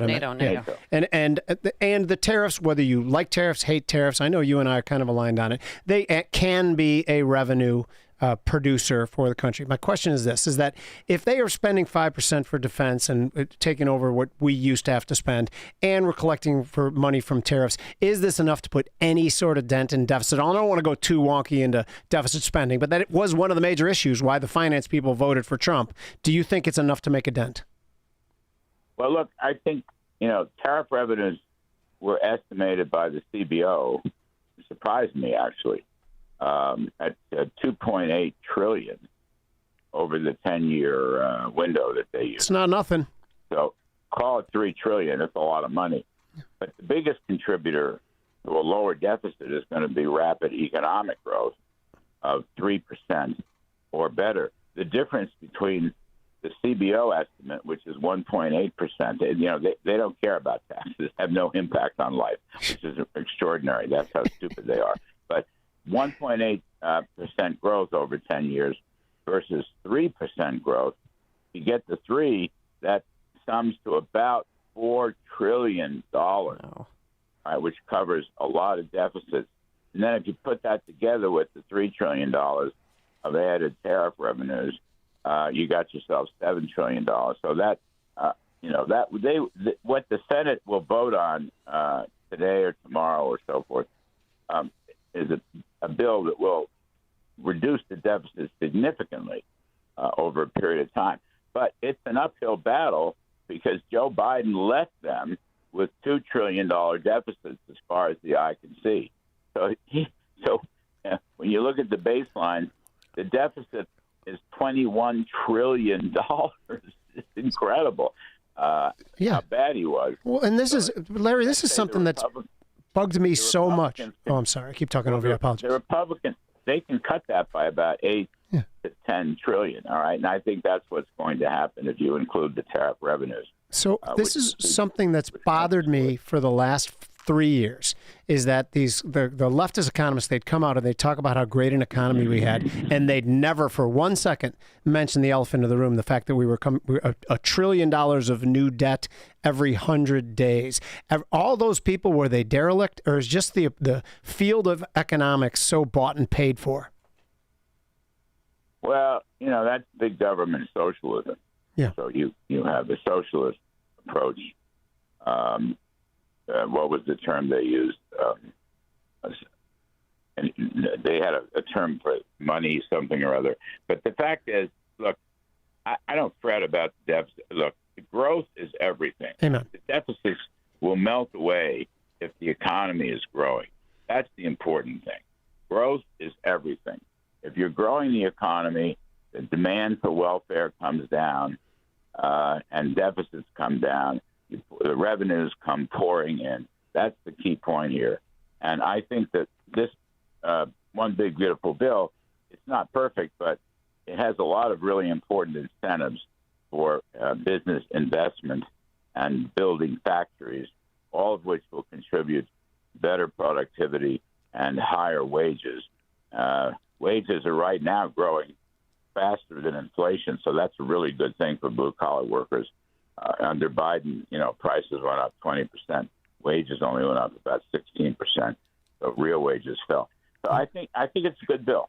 And I don't think the stock market, has not yet really discounted the positive impact of this bill. I think maybe a little bit, but not fully. I think that there's going to be a lot of stock market leverage when the bill is signed. It will be done by July 4th. And I mean, you have to be bullish as all get out right now. You have to be bullish on stocks. Well, I want the bill to be passed and be done, because there is still an element of uncertainty too. And then the stock market coming up on those new highs, that could be the impetus, the thing that pushes us through. But I don't disagree with you. I'm bullish the stock market, particularly if we get things all settled. Does that make sense? I'm telling you, I'm telling you, it will be signed July 4th. Okay, you've never led me down the wrong path before. So. At that point, they're going to start opening up there'll be several trade deals that will be announced at least the framework will be announced for several trade deals. And I think the pause, the tariff pause, will continue as these trade deals, materialize and develop. There's a lot under the surface that's going to percolate upward. And you'll get that fast. It's going to come right after the July 4th signing of the One Big Beautiful Bill. All right. I love all that. Your lips to God's ears. Is that no God's lip? Whatever that saying is, I'm for that. God's lips to yours. God's lips to your ears. But I love it. I love it. Yeah. God speaks to us if only we listen. God speaks to us. No, I'm coming out to New York soon. We'll go out again if that's cool. Is that good with you? Larry, do you want to go out with Jim? He does. I'm fun. Tell her I'm fun. He is fun. I've known Jim Uriel for so many years. He's really terrific. His batting average is about 240. That's just not true. Really he's so wrong. How about do I get any credit for the medals call from a couple of years ago? And at first you fought me on gold, and now it turns out that I was okay on that. Now right? I know why we're having him on. Mr. Right. Kudlow, would you care to respond? No. Just say he was right. That's all I ever want. I just want an attaboy. No, I love doing your show, Larry. Look at the 10-year bond yield has come down. I know that's really surprised me, by the way, too, because I was worried after that 20-year auction back in May, and there was very poor demand for it. I was worried that nobody was going to want our bonds going forward if we didn't start cutting spending demonstrably, and I was wrong about that. Everybody's buying them. Everyone's buying them now. Yeah. The 20 years is a lousy issue. I don't know why they reopen that every time. I agree, but that was the one that went bad. That's why it was on my radar. Yeah. They're better off. They should sell 100-year bonds, and then they should make it back by gold. Now, that would be a home run. That would just be unbelievable. See, they need you back in the administration to give things. What do you think about Steph Pomboy's idea of making treasuries completely tax-free for domestic purchasers? Do you like that or no? Treasuries. So for domestic buyers of treasuries wouldn't have to pay taxes anymore, kind of like munis. I don't want to jump on that. No, and just make them a good product that people want. Don't be spending money like drunken sailors. Yeah. Treasuries are valuable. People always buy treasuries. The 10-year is the center of the whole global financial system. No doubt. I'm not worried about that. I mean, there are better ways to lower taxes. Treasuries are exempt from state and local taxes, right? You just pay federal taxes on them. Right. So I wouldn't mess with that right now. Got it. I mean, if you have a complete overhaul of the tax system and you bring tax rates down and you simplify the system so you can do the whole thing on a postcard like Dick Armey and others suggested. Reagan left us with 28 and 15 back in 1987, 88 until they started messing with it again. That's what we should strive for. And I think this Republican Congress will they'll take several more bites out of the apple. I mean, I wouldn't be surprised if they came back with another spending cut bill, which would get the deficit even lower. And I think, with the economy right now, I mean, the GDP tracker for the Atlanta Fed is 3.4% in the second quarter. That's a good number if they get it. But, I mean, I think you have the potential for the economy to really do well in the second half of the year with this tax bill and other things. I think oil prices are easing back down. And I think the Republicans are going to sweep next year. Usually the party in power loses seats. I don't think that's going to happen. I think they're going to pick up quite a few seats, at which point they might do some really positive tax reform and perhaps more spending reform. And real quick, what are your thoughts on Jerome Powell not cutting rates? Jerome Powell's a dummy. Trump is exactly right. And Trump will be announcing his choice for a new Fed chair. Who's it going to be? Waller? Give us the exclusive. Come on. No, the names are Bessent and Hassett in the White House. Probably Kevin Warsh, who was a former board member. I think those are the three biggest names. And I think the list has narrowed down to those names. I don't know. Waller could be, but I think we just he was the guy I put on the board. I mean, with the president's sign off. There's a seat that opens up I believe in January, a board seat, you could put a fellow like David Malpass on that seat. But I think the chair is going to be either Bessent or Hassett or Warsh. I think those are the three leading candidates. Okay. All right, we're going to have to leave it there, Mr. Kudlow. Host of Kudlow, weekdays 3 p.m. Central Time on Fox Business. Thank you so much for joining us on our Turnkey.pro answer line. Okay. Did you get all the questions out that you wanted to ask him? I could talk with Larry for an hour. I wanted to go deep into the bond market. So, yeah. That's true. Yeah. All right. Thanks so much to Justin Kosick, our technical producer, and Quinn McCarthy, our executive director. Did they get enough ribs? We're all leaving here happier today because of your ribs. And for those texting in, the restaurant is called Brant's in Palatine on Northwest Highway. It's open from 11 to 11, but don't stay too late because they might kick you out at 10. Did I get that right? Yeah, you got it exactly right. What about, and then Sundays you're closed? We are closed on Sundays. Okay, sunny today, thunderstorm later in the day. It's going to be hot and humid once again. It is now 9 a.m. WIND, Chicago. Big fun.